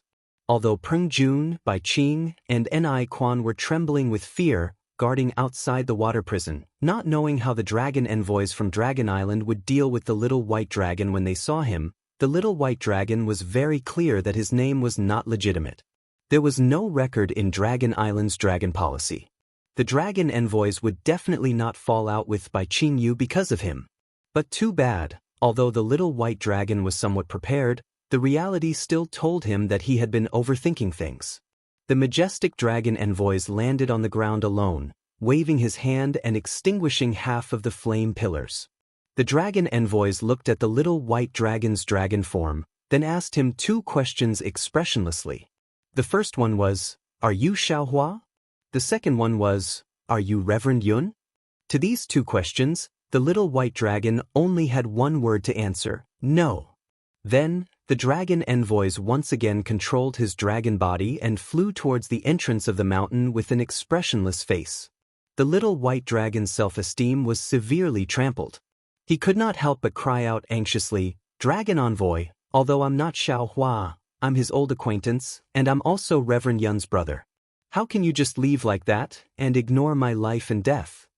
The dragon envoys were about 1,000 feet high in the sky, but when they heard the little white dragon's words, they hesitated for a moment before stopping. Then they turned and said, I'm here on the order of the elders of Dragon Palace to investigate. If you are Xiao Hua or Reverend Yun, Dragon Island will rescue you, even if it means having to fight with the sacred realm of thousand demons. But too bad, you are not Xiao Hua, neither are you Reverend Yun. So why should I rescue you? But before I leave, I'd like to give you a piece of advice. Wherever you go, please strictly abide by the local laws and respect the local customs. Don't think that you can do whatever you want just because you are a dragon. Dragon Island can never shelter every single dragon. The little white dragon was struck dumb. He really did not expect that the dragon envoy would say something like that. To be honest, even though the little white dragon was suppressed in by Qingyu, his days were truly free and unfettered. He was so happy that he almost forgot about home. Not to mention by Bo and Conch Maiden throwing themselves into his arms, just the refinement of the fire pillar was not harmful to him at all. Instead, it was a form of tempering for him, a form of cultivation that was hard to come by. Therefore, for the past 200 years, the little white dragon had been foolishly pretending to be Xiao Hua to tease the three demon kings. Until today, when Fairy Jing had fallen for Xiao Hua, and Bai Qing had mentioned that she was doing it for him, many humans except Bai Qingyu had walked right into the trap. What was more, Bai Qingyu even had the intention of killing him. Therefore, the little white dragon had no choice but to consider escaping. When the dragon envoys of Dragon Island arrived, the little white dragon wanted to tell them the truth. Although he was not Xiao Hua or Reverend Yun, he was, after all, the embodiment of dragon cleansing liquid, a rare existence among the dragons. But when he saw the dragon envoy come alone without any dragon generals, he realized that the dragon envoy did not seem like he was going to rescue Xiao Hua. If he claimed to be Reverend Yun, not to mention whether Bai Qing could help him and the dragon envoy escape, even Peng Jun would definitely turn hostile. Not only would he not be able to escape, but the dragon envoy would also fall. And, if the dragon envoy could escape safely, although he could not escape for the time being, the dragon envoy would definitely inform the dragon palace of his situation. Perhaps he would still have a chance. But now, when he heard the dragon envoy's high-sounding statement, the little white dragon completely extinguished the thought of asking for help from Dragon Island. He stared at the dragon envoy's back and cried out in shock, "Are you the dragon envoy? Are you here to save me or to humiliate me?"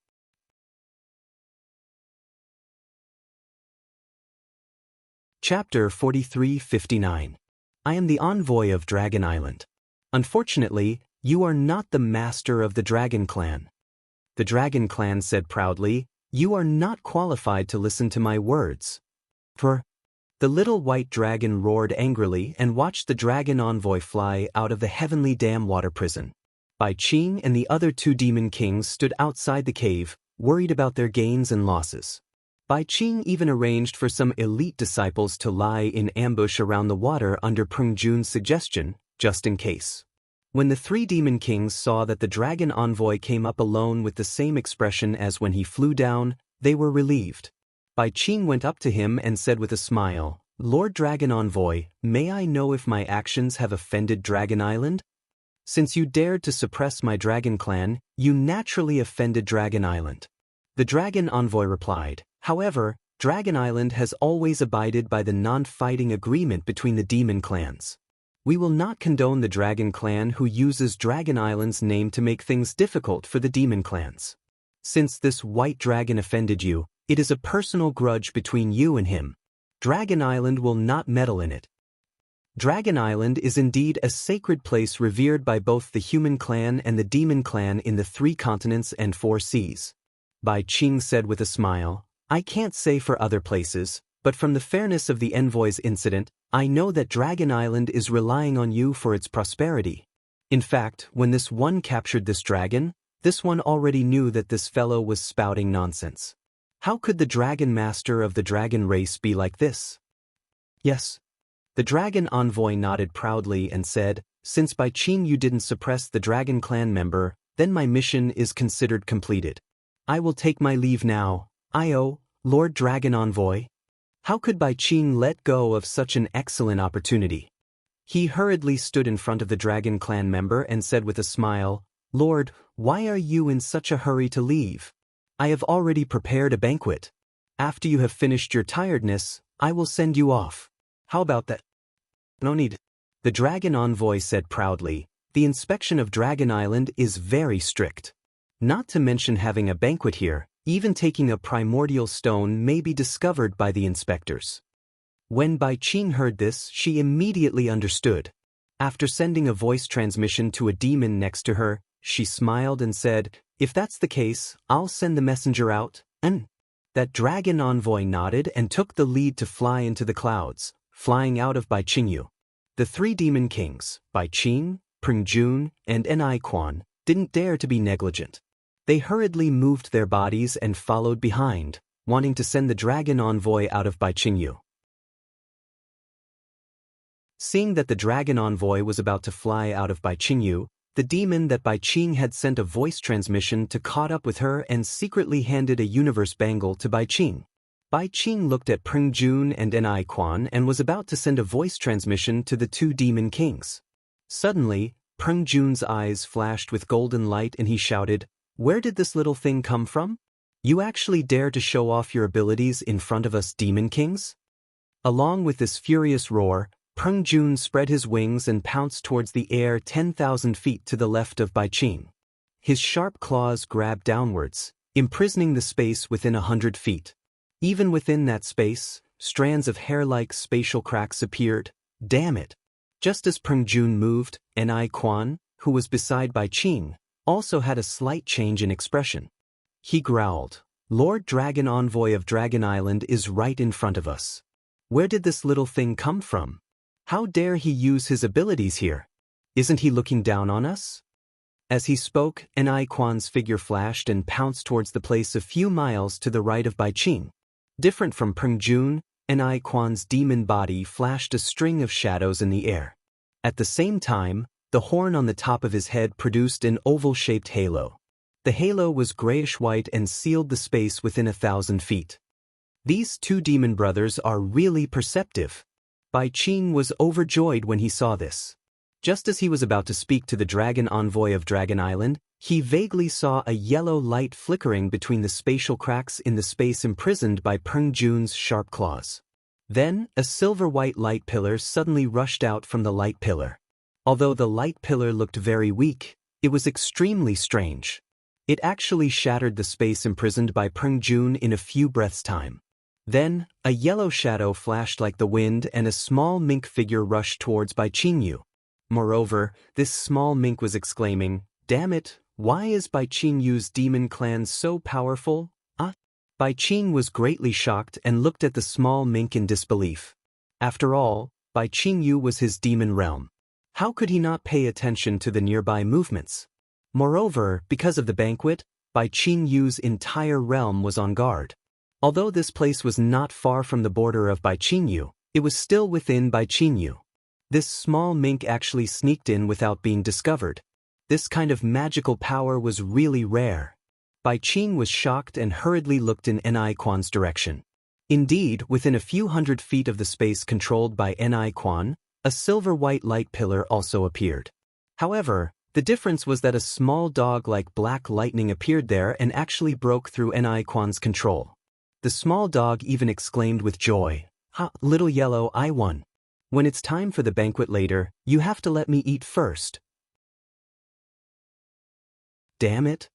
Bai Qing was quite embarrassed and angry. Two little demons actually sneaked into Bai Qingyu right in front of his eyes and were even discovered by the demon kings of Shrouding Sky Ridge and Ancient Bell Mountain in front of the dragon envoy of Dragon Island. Not only was Bai Qing embarrassed and angry, but Ni Quan and Pringjun were also a little surprised.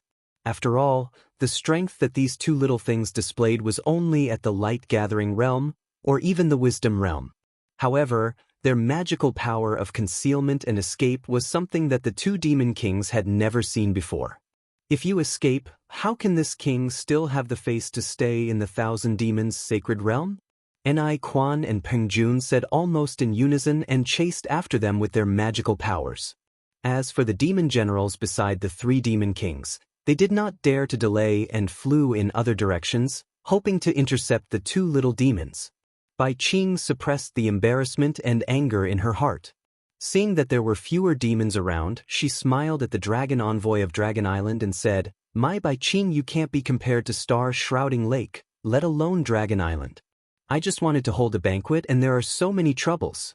Today, two little things actually sneaked into Bai Qing Yu. If it weren't for the two demon brothers, I would have embarrassed myself. I've really made a fool of myself in front of the Dragon Envoy. The Dragon Envoy of Dragon Island's expression was still calm. He raised his dragon claw and waved it, saying, "These two little demons are very strange, Io?" Bai Qing did not hear what the Dragon Envoy said. She suddenly exclaimed in surprise, "Lord Dragon Envoy, the wrist guard on your arm, where did you get it? I find it familiar no matter how I look at it." "Hee, that's a dragon weapon refined by my Dragon Island's great weaponsmith. It's impossible to see it in ordinary places." The Dragon Envoy was stunned. His calm expression relaxed a little as he answered with a faint smile. "Hiss." Bai Qing took a deep breath and exclaimed, "So it was refined by Dragon Island's great weaponsmith. No wonder it's so powerful.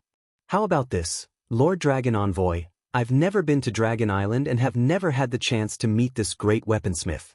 However, I really like this wrist guard. I wonder if you can part with it?" The smile on the Dragon Envoy's face deepened. However, there was a puzzled expression in his eyes as if he did not understand what Bai Qing was talking about. As Bai Qing spoke, she handed the heaven and earth bangle that the demon general took from earlier to the Dragon Envoy. She said earnestly, "This is what I'm going to trade with you. Of course, I know that this wrist guard is a priceless treasure. Compared to this wrist guard, what I want to trade is really insignificant. However, I really like this wrist guard. I hope you'll reluctantly accept it, Lord." Ha! The Dragon Envoy's Yuan Shen scanned the heaven and earth bangle and saw a lot of vitality stones inside. How could he not know the reason? He laughed loudly and his calm expression disappeared. "This wrist guard is of course a rare dragon weapon from Dragon Island. I didn't want to take it out to trade with you. However, seeing that you like it so much, I'll give it to you. Fine, I'll grant you your wish." "Thank you, Lord Dragon Envoy." Bai Qing agreed ecstatically. She took the wrist guard from the Dragon Envoy and kept it happily. "I used to think that Dragon Island was an unreachable place. Now that I've met the Dragon Envoy, I know that the rumors are not true. Lord Dragon Envoy is really approachable." Ah. The Dragon Envoy kept the heaven and earth bangle and smiled. Dragon Island is naturally an unreachable place for ordinary demon clans. However, to those demon clans who are close to Dragon Island, it's not a mysterious place. Yes, I understand." Bai Qing felt relieved and replied with an obsequious smile. "Lord Dragon Envoy, please." At this moment in the sky far away, Peng Jun actually revealed the true form of a golden-winged roc. He flapped his wings and flew back. His sharp claws were holding Little Martin. Although Little Martin was captured by the golden-winged roc, he was still struggling with all his might. A yellow demon cloud appeared around him. Since Little Martin had been captured, the puppy would not be spared. On the other side, Ni Quan had also urged the demon cloud to fly over. There was also a black puppy in front of him, but this puppy was much more obedient than Little Martin. Its body was bound by a series of dual-colored light ribbons, and its two ears were swaying left and right, as if it was not afraid at all. The Dragon Envoy was about to fly away. However, when he saw Ni Quan and Peng Jun flying back, he was actually standing in midair. Bai Qing was a little surprised. She urged her body to fly in front of them and said loudly, "Demon brothers, where did these two little things come from?" Ah! Peng Jun flew over first. He waved his sharp claws and threw Little Martin in front of Bai Qing. He laughed and said, "Ask them yourself." Bai Qing snorted coldly. A 5-colored light column emerged from the shell and transformed into a fingerless giant hand in the air. It grabbed Little Martin and asked, "What's your name? Why did you come to my Bai Qing Yu?"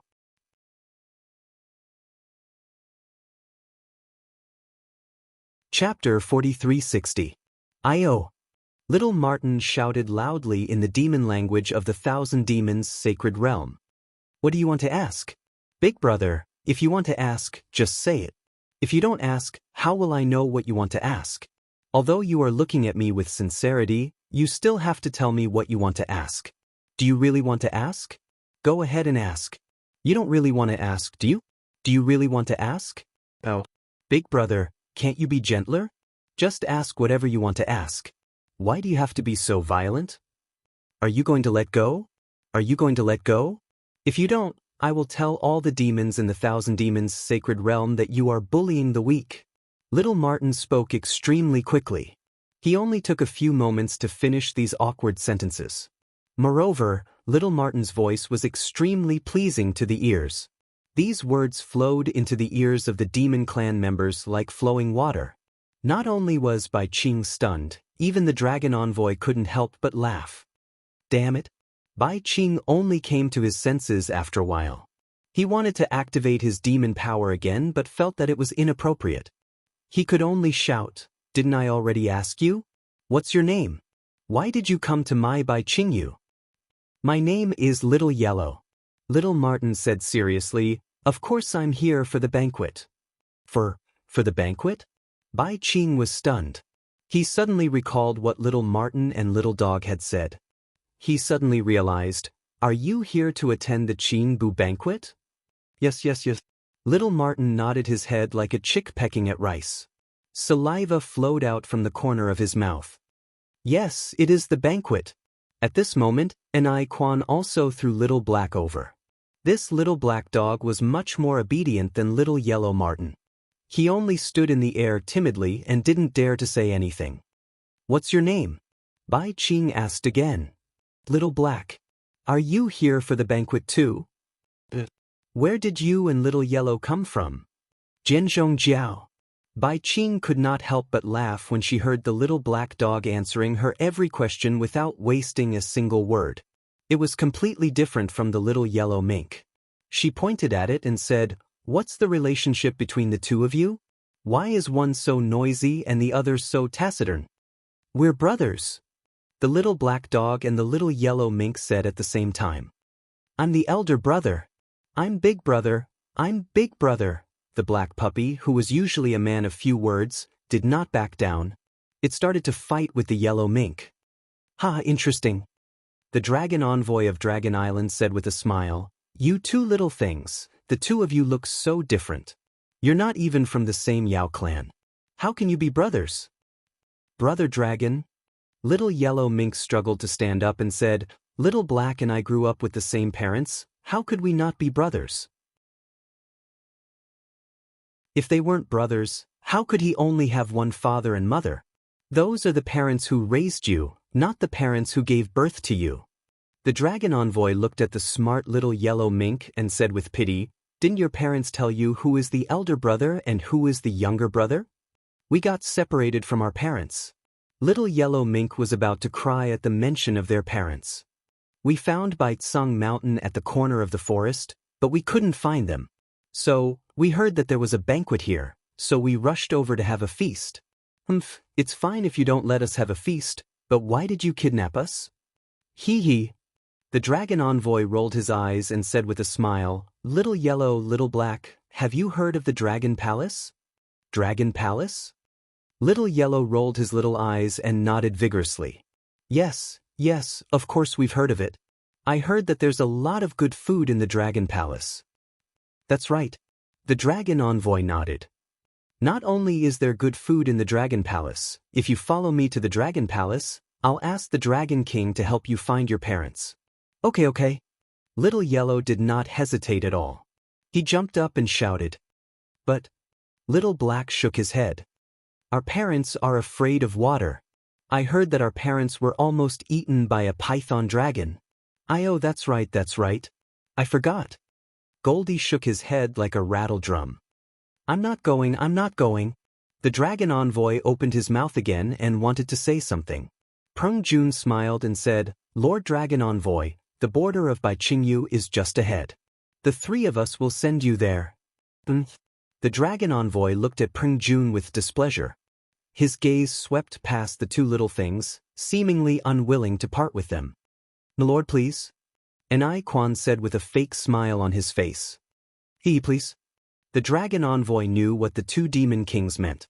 He only smiled and flew into the sky, far away. You wait here and watch over the two of them. Seeing that even the dragon envoy was moved, how could Bai Qing not know that these two little demons had some background? She hurriedly ordered and flew behind the dragon envoy. Little Yellow and Little White naturally heard about Xiaohua's news and came to find an opportunity to save Xiaohua. However, 200 years of experience in the Thousand Demons sacred realm and the hidden immortal continent had allowed them to grow a lot. They didn't attack foolishly, but wanted to see if they could find an opportunity to sneak into Bai Qingyu. Seeing the three demon kings and the dragon envoy fly away, Little Yellow asked softly in his heart, "Little Black, Father's aura is more obvious. He should be here. It seems like the rumors are true. Father was suppressed by these demon kings. We must sneak in and not attract their attention. What do you think we should do now?" The two little things experienced the separation of yin and yang in Xiaohua's space. They didn't realize it before they left the space, but after they started their training, they realized it again.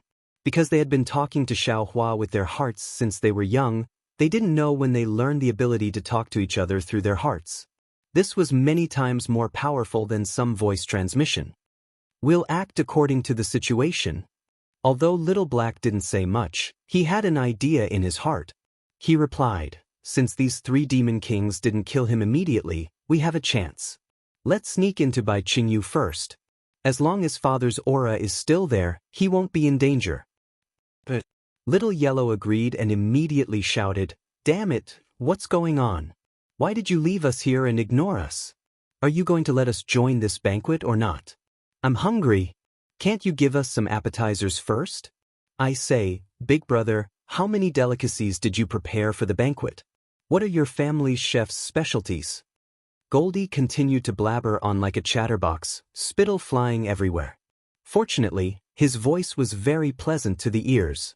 Although the group of demons were a little impatient, they did not have to pay attention to the meaning behind his words. It was quite pleasant to the ears. On the other hand, Little Black still stood quietly in midair, not saying a word. In just half a meal's time, Bai Qing and the other two demon kings returned with a group of demon soldiers and demon generals. Peng Jun, who had said that he would leave first, wasn't in a hurry to leave now. The three demon kings looked at the captured Little Yellow and Little Black, each of them calculating their own plans and not in a hurry to speak. When the demon generals at the side saw this, they all bowed and dispersed. After a full meal's time, Bai Qing smiled at Peng Jun and said, "Brother Peng, aren't you in a hurry to send a message to Tsang Yuetian? Now that the dragon envoy of Dragon Island has left, shouldn't you go back too?" "Hee." Peng Jun replied, "Brother Bai isn't in a hurry to send a message to the heavenly dam water prison. Why should I be in a hurry to send a message?" Sigh. It was Ni Quan who spoke up and made things clear.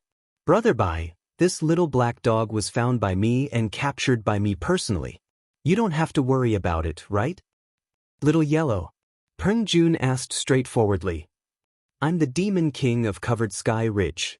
When I left, I already ordered my boy subordinates to set up a banquet. As long as I leave, there will be good food. Are you willing to go back with me? Covered Sky Ridge isn't in the water, right?" Little Yellow didn't hesitate at all and asked immediately. "Of course not." Peng Jun smiled. "I'm a golden-winged great rock. How can I live in the water?" "Okay." Little Yellow agreed. "We'll go with you."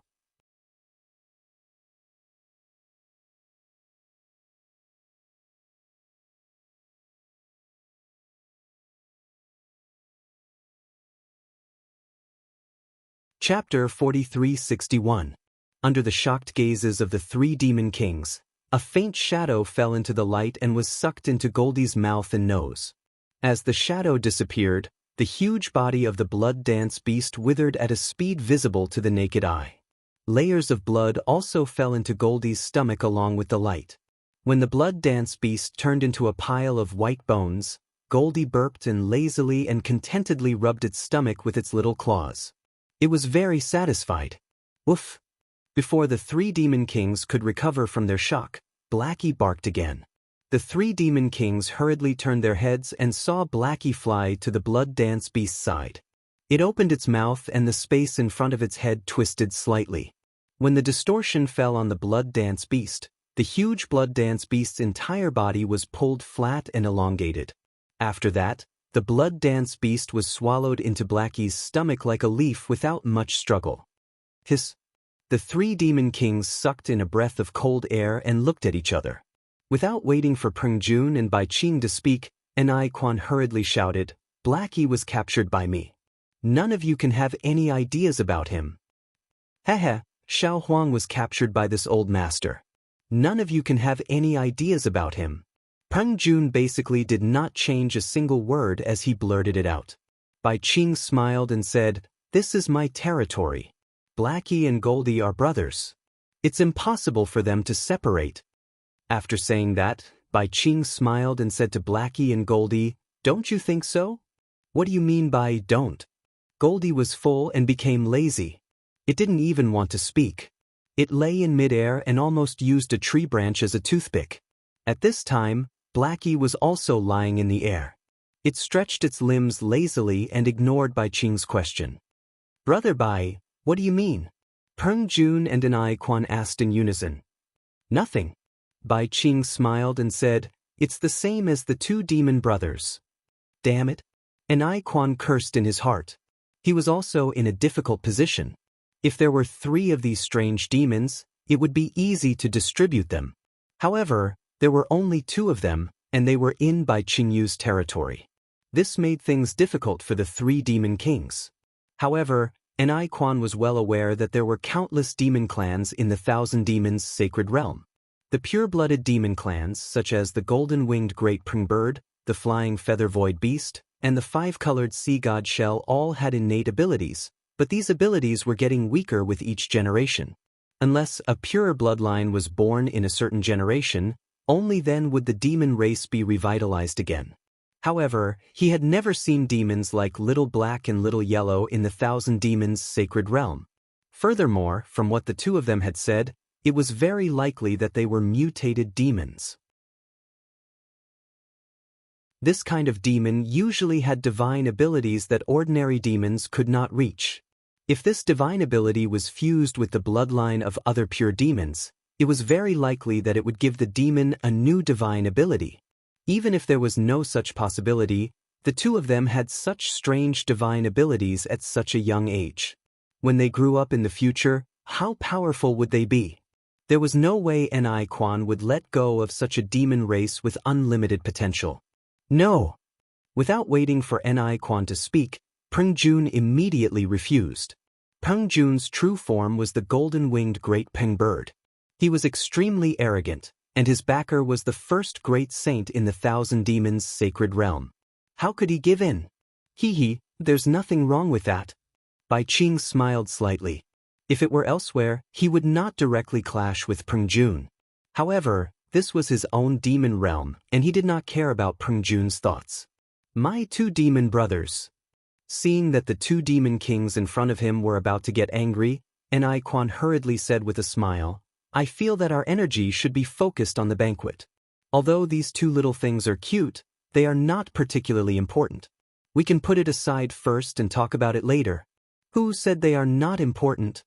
Pengjun's eyes slanted as he looked at An Quan.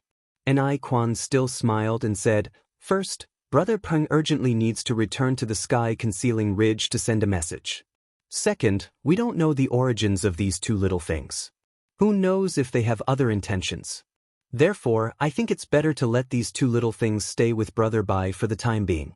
Anyway, he has a lot of blood food here. We don't have to worry about these 2 little things eating."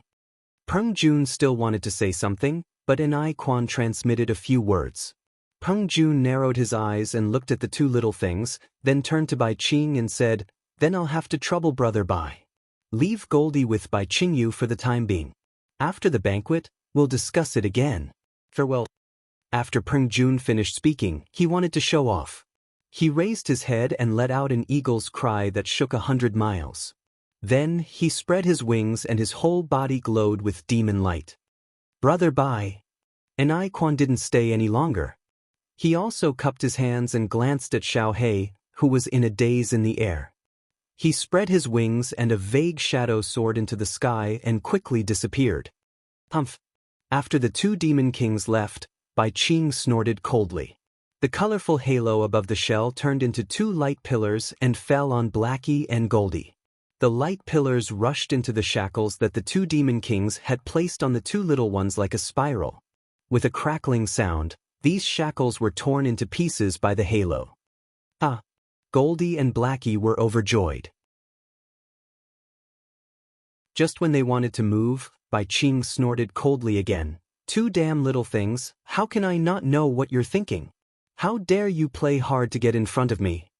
As he spoke, the halo that broke the restrictions suddenly intensified and completely bound the two little ones who were not prepared. Tell me, who sent you here? Bai Qing snorted coldly. The halo shrank rapidly and squeezed the two little bodies into a ball. Ouch, it hurt so much. Big brother, why did you suddenly turn hostile? Goldie shouted loudly, if you don't want us to eat the banquet, you can ask the big brother just now to take us away. Don't play dumb in front of me. Bai Qing did not care about Goldie's coquettish behavior at all. With a wave of the halo, she threw the two little ones in front of the demon generals and said, suppress them first. The demon generals naturally did not understand Bai Qing's thoughts, but they did not dare to be negligent. Several demon clan members took the two little ones away in a hurry. Damn it. Goldie was a little confused. He said to Blackie in his mind, how did this guy see through it? He didn't see through it. Blackie said coldly, he's really playing hard to get. Oh no, or is it a show of strength? He has some doubts, but he doesn't have any evidence. He doesn't want the two of us to be taken away by the two demon kings, so he suppressed the two of us first, so that the two demon kings can't take us away. This guy is so cunning. Goldie understood immediately and cursed silently. If he wasn't cunning, how could he suppress Father? Blackie said with a smile, if only he could put us together with Father. That's right. Time has wings. It's been more than 200 years since I last saw Father. I really miss him. Goldie actually had some literary talent and could not help but sigh with emotion. Do you think Father will be especially surprised to see us? At the mention of Xiaohua, Blackie became more talkative, and the expression on his face also became rich. He will definitely scold us. Goldie said with a smile, in the past, when we were at his knees, we never felt that he was good to us. In these 200 years, the more experience we have, the more we understand his heart. He would rather be tortured than let us save him. Now that we have grown up, it's time for us to share his burden. Blackie was held by the demon generals. He looked at the distant luster and said resolutely. Seeing the demon generals take the two little ones away, Bai Qing's mood became better. Blackie had guessed his thoughts correctly. How could he let go of Bai Qing's two little ones? No matter if the two little ones came for Xiaohua or not, he had to suppress them. He had to put the two little ones together with Xiaohua. As for the arrival of the Dragon Island's dragon envoy, it blew away his last bit of worry, making him not have any fear. As for whether this Xiaohua was the same Xiaohua or not, he did not care at all. Because, according to the records, the seven-colored conch's jade eye was given to Fairy Jing by Xiaohua. Fairy Jing died to save this Xiaohua. Didn't Fairy Jing's death mean that this Xiaohua in the dragon body was the Xiaohua that Fairy Jing knew? Bai Qing had heard Little White Dragon's words countless times in these 100 years. How could he believe it? As for Fairy Jing's death, he did not care about it at all. As he said, there were dozens of such human descendants in the thousand-beast sacred realm, if not more than 100. Whether this little white dragon was the Xiaohua that Peng Jun was looking for or not, that was not Bai Qing's concern. Moreover, even if this little white dragon did not know the whereabouts of the seven-colored conch, what he said was true. Since the news of the Qing banquet had been spread out, the real Xiaohua would naturally come. Bai Qing could also capture the real Xiaohua and complete the mission given by the old ancestor. Bai Qing thought as he flew. He arrived at a mountain ridge that was not far from the heavenly dam water prison. It was like an ingot that rose from the water. Looking from afar, there were high platforms on all sides and a flat ground in the middle.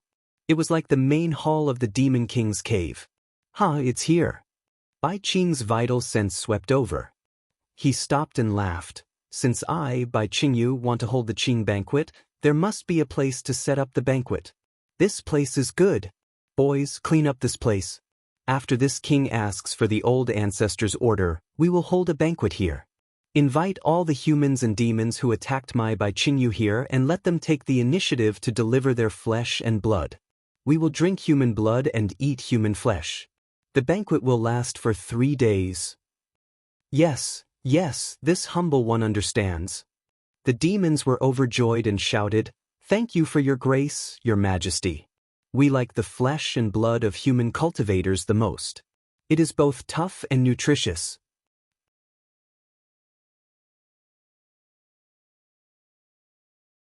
Chapter 4362. Not to mention Bai Qingyu, the demons were ready to open up their defenses and set up a banquet at the trap designated by demon monarch Bai Qing. All the human cultivators who came to the 1,000-demon sacred realm to save Xiaohua would become food for the banquet. There was a low hill hundreds of thousands of miles away from Bai Qingyu. The hills were high and low, covering thousands of miles. There weren't many giant trees in the area of the hills. Only a type of greenish-purple vine as thick as a thumb could be seen all over the area. There were also 4-cornered leaves on the vine. These leaves swayed with the wind and made rustling sounds. Under the moonlight, the leaves and vines glowed with triangular phosphorescent lights. Amidst the phosphorescent lights, dozens of black figures less than 3 feet tall stepped on the demonic cloud. They brushed against the vines as they slowly flew into the depths of the hills. Under the moonlight, the group of black figures wore strange armor and didn't show their faces. The armor was also suffused with a dark green color. Under the dark green color, there was a thick blood-red color that even the moonlight couldn't wash away. As the dozens of black figures flew, the black figure in front suddenly stopped. Without the black figure making any hand gestures, the other black figures immediately scattered and crouched on the hill as if they were well trained. "It's here." That black figure released his primordial thought and said after looking around. "Yes." When the black figures heard and answered in a low voice, they straightened up and flew in different directions for a while before releasing their primordial thought. The black figure in front raised his hand and took off the armor on his head, revealing the face of a demon. Wasn't it Ying Pe of the Luoyi Merchant Union? Not long after, the scouting clansman returned and reported in a low voice, "Reporting to Patriarch, there's nothing strange in the vicinity." "Good, follow me down." Ying Pe nodded his head in satisfaction. He activated his demonic energy and demonic clouds appeared around his armor. His entire body then disappeared down the hill. Seeing Ying Pe move, the other clansmen also activated their demon clouds and followed him down. Ying Pe flew straight for a few miles, and saw that the demon clouds around the armor were getting thicker and thicker, and some of the demon characters on the armor were beginning to tremble. Only then did he stop. Immediately after, Ying Pe took out a palm-sized paper crane from his bosom. He opened his mouth and spat out a stream of demonic qi. When the demonic qi landed on the paper crane, a wave was generated and several strands of righteous qi rushed into the surrounding void. With a boom, the righteous qi landed on the paper crane. The paper crane was visibly full and in just a moment, it turned into a lifelike red-crowned crane. The red-crowned crane let out a clear cry and flew in another direction with clouds surging around its body. "Let's go!" Ying Pe turned around and looked at his clansmen.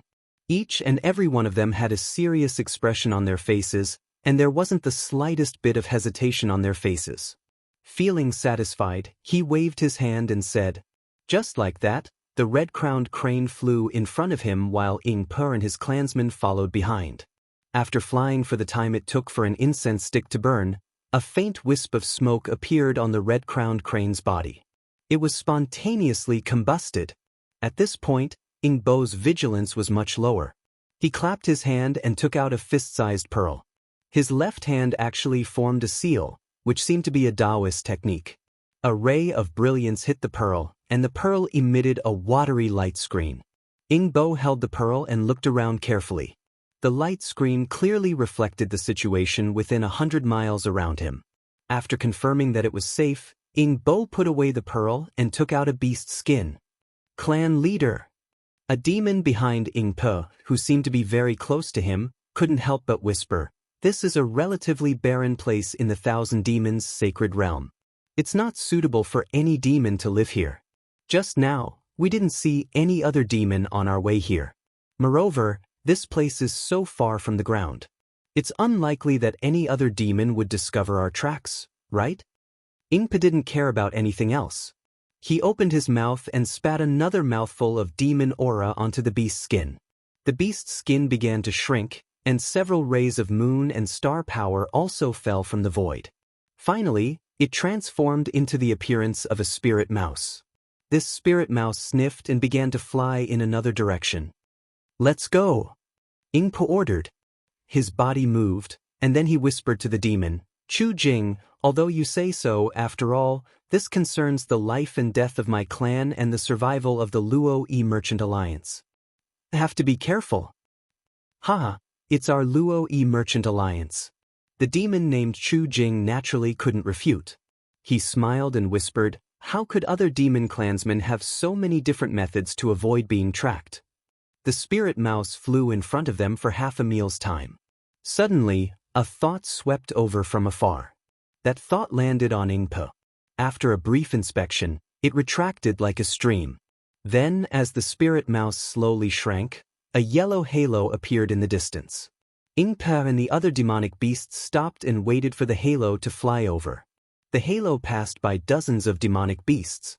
Every time it passed by a demonic beast, the demonic beast would mysteriously disappear.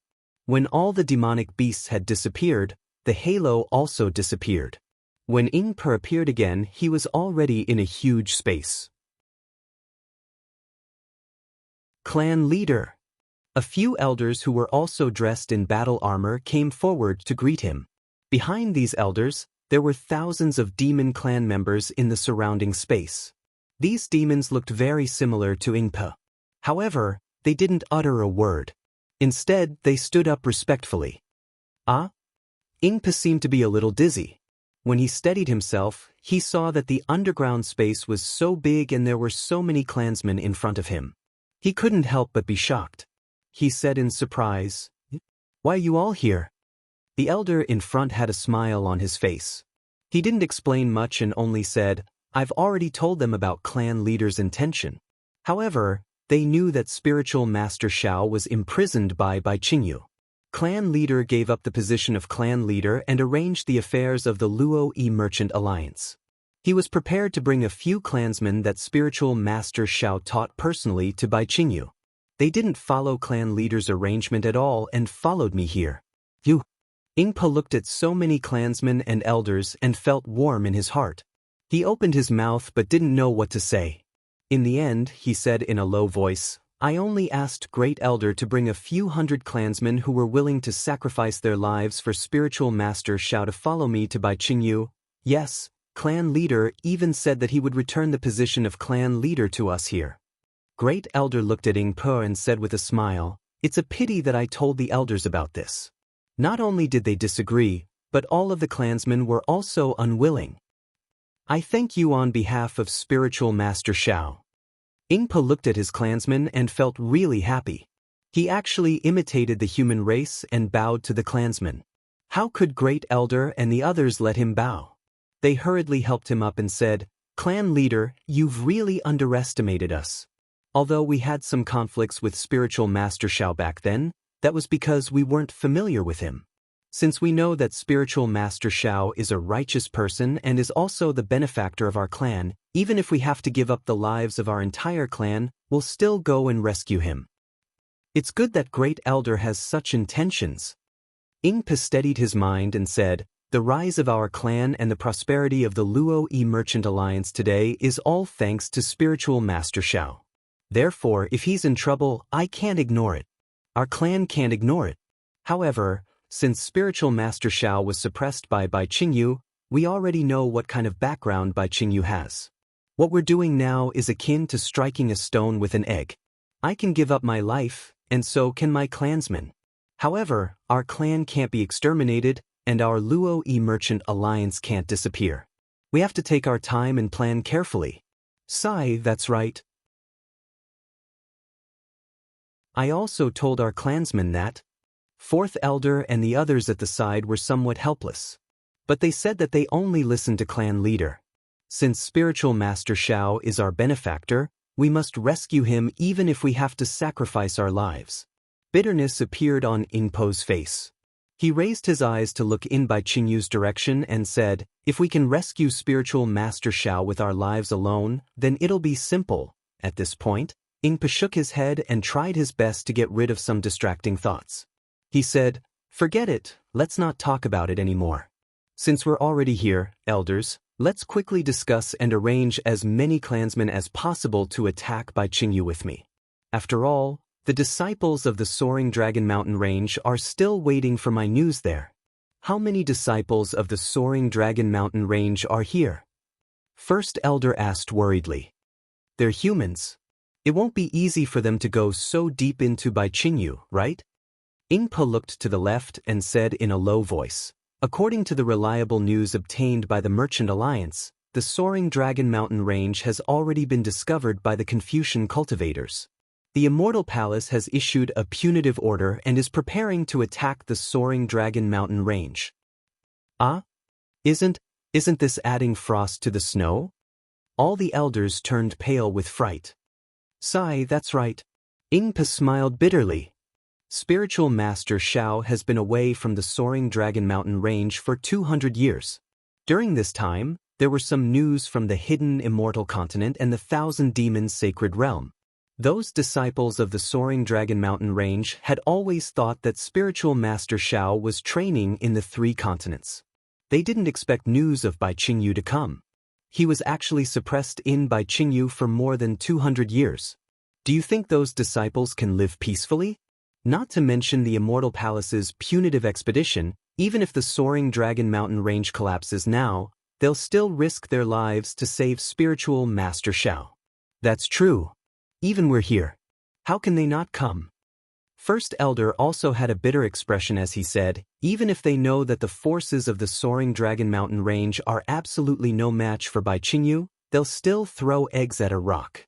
When I rushed here from the hidden Immortal Continent, I received a message from Xiongyi. Other than Li Xiang, who brought the necessary human disciples to guard the mountain and prepare to resist the Immortal Palace's punitive expedition, the other human and demon disciples all came out in full force to Bai Qingyu. Ingpa answered, they asked for a map of the Thousand Demons Sacred Realm and chose a place to gather there, waiting to meet up with me.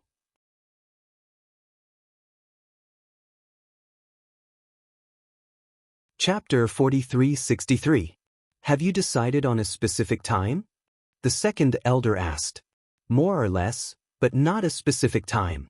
However, Xiongyi and the others are all nascent soul cultivators.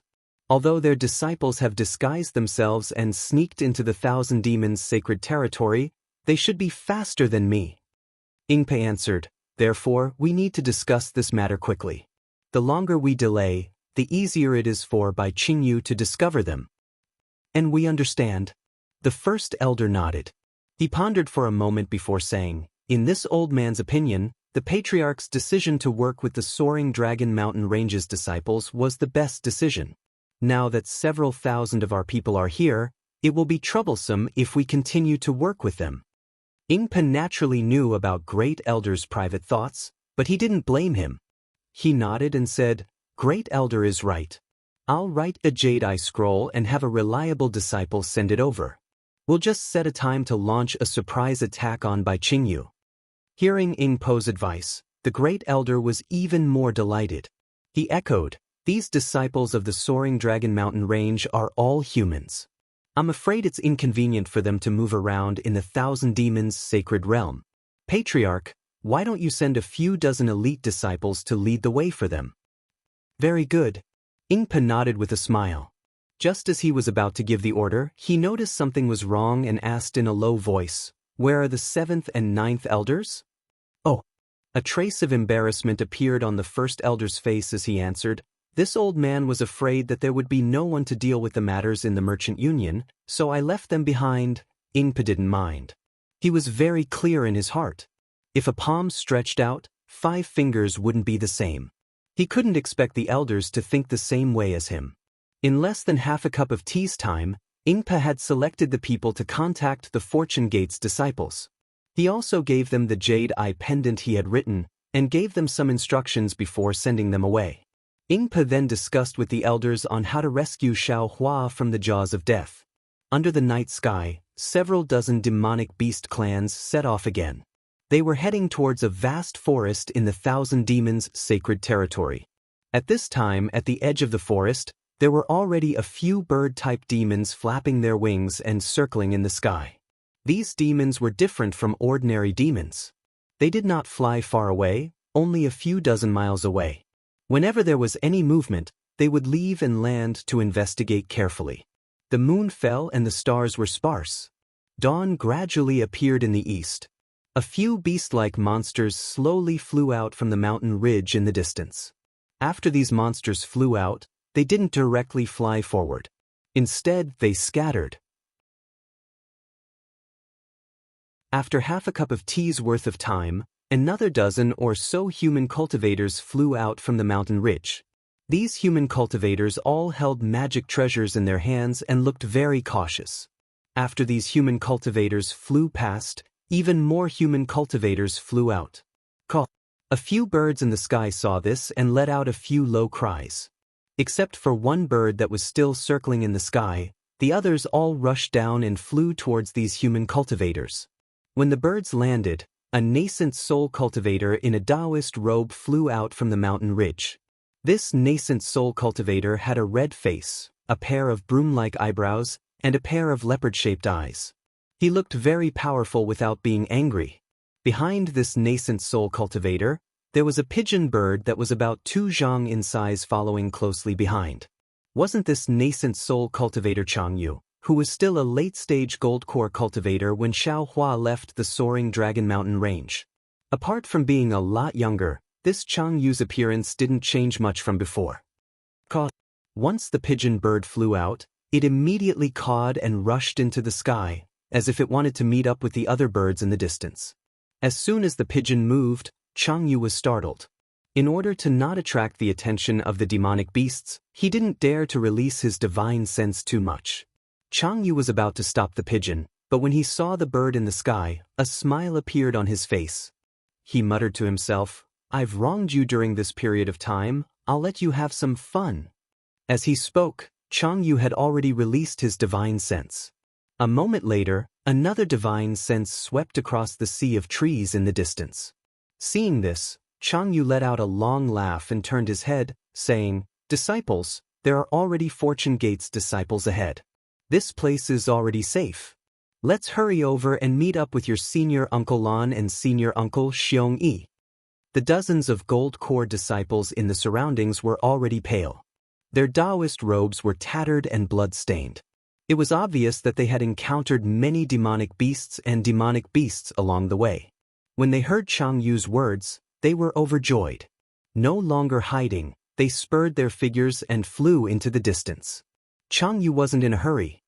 He waited until the several thousand disciples had flown away before he turned into a streak of light and landed in the sea of trees. Before he could land, he saw another cloud flying out from the forest. On that cloud was Xiao Hua's other disciple, His Highness Lan. His Highness Lan was no different from when Xiao Hua left. Seeing Chang Yu fly away, he smiled and said, "Junior brother Chang, you've worked hard." "Greetings, senior brother." Chang Yu didn't dare to be negligent. His figure appeared in the streak of light, and he bowed respectfully from afar. "Junior brother is not tired." Junior brother thanks senior brother for coming to greet me. "You're welcome." His Highness Lan helped Chang Yu up and said with a smile, "You and I are senior brother, why be so polite?" "Yes, senior brother's teachings are right," Chang Yu replied. His tone was as respectful as ever. Although His Highness Lan and Chang Yu were both Xiao Hua's disciples, His Highness Lan was already a nascent soul disciple when he entered the Fortune Gate, while Chang Yu was only a late-stage gold core disciple. After Xiao Hua left, the Fortune Gate was led by Li Xiang, Xiong and Lan. The three of them were in charge of the Fortune Gate's affairs. Chang Yu later cultivated painstakingly and often received guidance from the three nascent soul senior brothers. Only then did he step into the nascent soul realm. In these 200 years, the Fortune Gate was divided into three factions, just like Xiaohua's plan. Chang Yu was the last to enter the Fortune Gate. Although he had also accepted disciples, most of them were below the Gold Core realm. If he wanted to compete with the three nascent soul senior brothers, he was still too weak. Most of the disciples he brought to the Thousand Demons' sacred grounds were Li Xiang's disciples. His disciples were left behind in the soaring Dragon Mountain range. As he spoke, Chang Yu looked around and asked curiously, "Where's senior brother Xiongyi? Why isn't he here yet?" That's right. A trace of confusion appeared on His Highness Lan's face. "Previously, I received a message from a flying beast. I thought senior brother Xiong had arrived. Who knew that you would be one step ahead of me? Senior brother Xiong must have encountered some powerful demonic beast, right?" "That's right," Chang Yu replied with lingering fear. "Previously, I always heard that the Thousand Demons' sacred grounds was a demonic beast clan's sacred grounds, and it was definitely not a place that humans could enter. However, after today's trip, I found out that those words were not false. In fact, there were some reservations.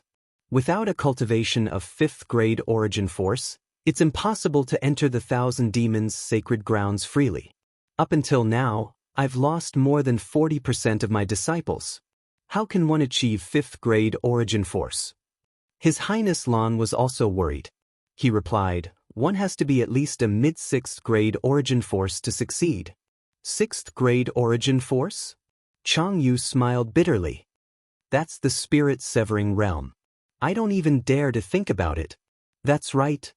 His Highness Lan turned to look at Bai Qingyu and said in a low voice, "The future of this trip is uncertain. Not to mention the astral projection realm, we don't even know if we can step onto the hidden immortal mainland again.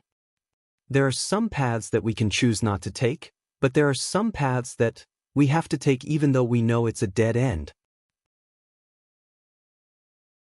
Chang Yu narrowed his eyes and said resolutely, "Even if there's fear in your heart, let's toughen up. Let our hearts be numb." Junior brother is right. His Highness Lan smiled and looked at the rising sun. "Sometimes we have to make some choices. Although this decision is a little difficult, I don't think this decision is difficult at all. Master's kindness to us is as heavy as a mountain. All these years, Master hasn't returned to the mountain. I didn't expect that he would be imprisoned by the Bai Qingyu demon clan." Chang Yu continued, "After hearing this news, I couldn't sleep at night. If we don't save Master, I'll die in Bai Qingyu with Master. Senior brother Xiong should be here by now, right?" His Highness Lan turned to another mountain ridge and asked with a frown. "That's right. He should have arrived yesterday, right?" Chang Yu looked at the mountain ridge worriedly. "He should have met with some danger." His Highness Lan seemed to have made a decision. He turned and said, "Junior brother Chang, you rest here first. I'll bring a few disciples over to take a look. I'll go too." Chang Yu said without hesitation, "Although I've just stepped into the nascent soul realm, I can still be of help. Junior brother, you've just arrived. You should rest first. Besides, if both of us go, who's going to keep watch here?" His Highness Lan didn't want Chang Yu to go. Chang Yu hesitated for a moment and shook his head. "Senior brother's disciples can keep watch here. I'll go with senior brother to welcome senior brother Xiong." "All right." His Highness Lan nodded helplessly and led Chang Yu into the forest. After a while, 2 nascent soul cultivators led a dozen late-stage golden core disciples and flew toward a mountain ridge. Past the mountain ridge was a dangerous place. The mountain ridge was full of cliffs. Not only was there no vegetation on the mountain, there weren't even complete rocks. The river between the mountain ridge was also emitting a fishy smell. There were many whirlpools and white foam in the river water. Sharp stones were stepping out of the river surface. Not long after, there would be fish floating up from the bottom of the river with their bellies upside down. Chang Yu's gaze swept over the place. His expression didn't change. He released his divine sense to look into the distance. He knew that it was because of this dangerous place that there were fewer demonic beasts. Xiongyi had to bring thousands of disciples through this place safely. After flying for another half a cup of tea, they didn't see Xiongyi's figure. Similarly, they didn't see any demonic beasts. Chang Yu and the others appeared in a dark pool. The surface of the pool was covered with a layer of strange algae, which was iron black in color. Between the algae, there were lotus pot-like demonic herbs poking out of the pool. Some of the lotus pods were very small, only the size of a fist, while some were extremely large, at least a few feet long. Some of these lotus pot heads were blooming, while others were wrapped. There were many more. You're tuning in to the Wang Lin's Journey YouTube channel. Don't forget to subscribe and join us on this journey to catch the most captivating stories.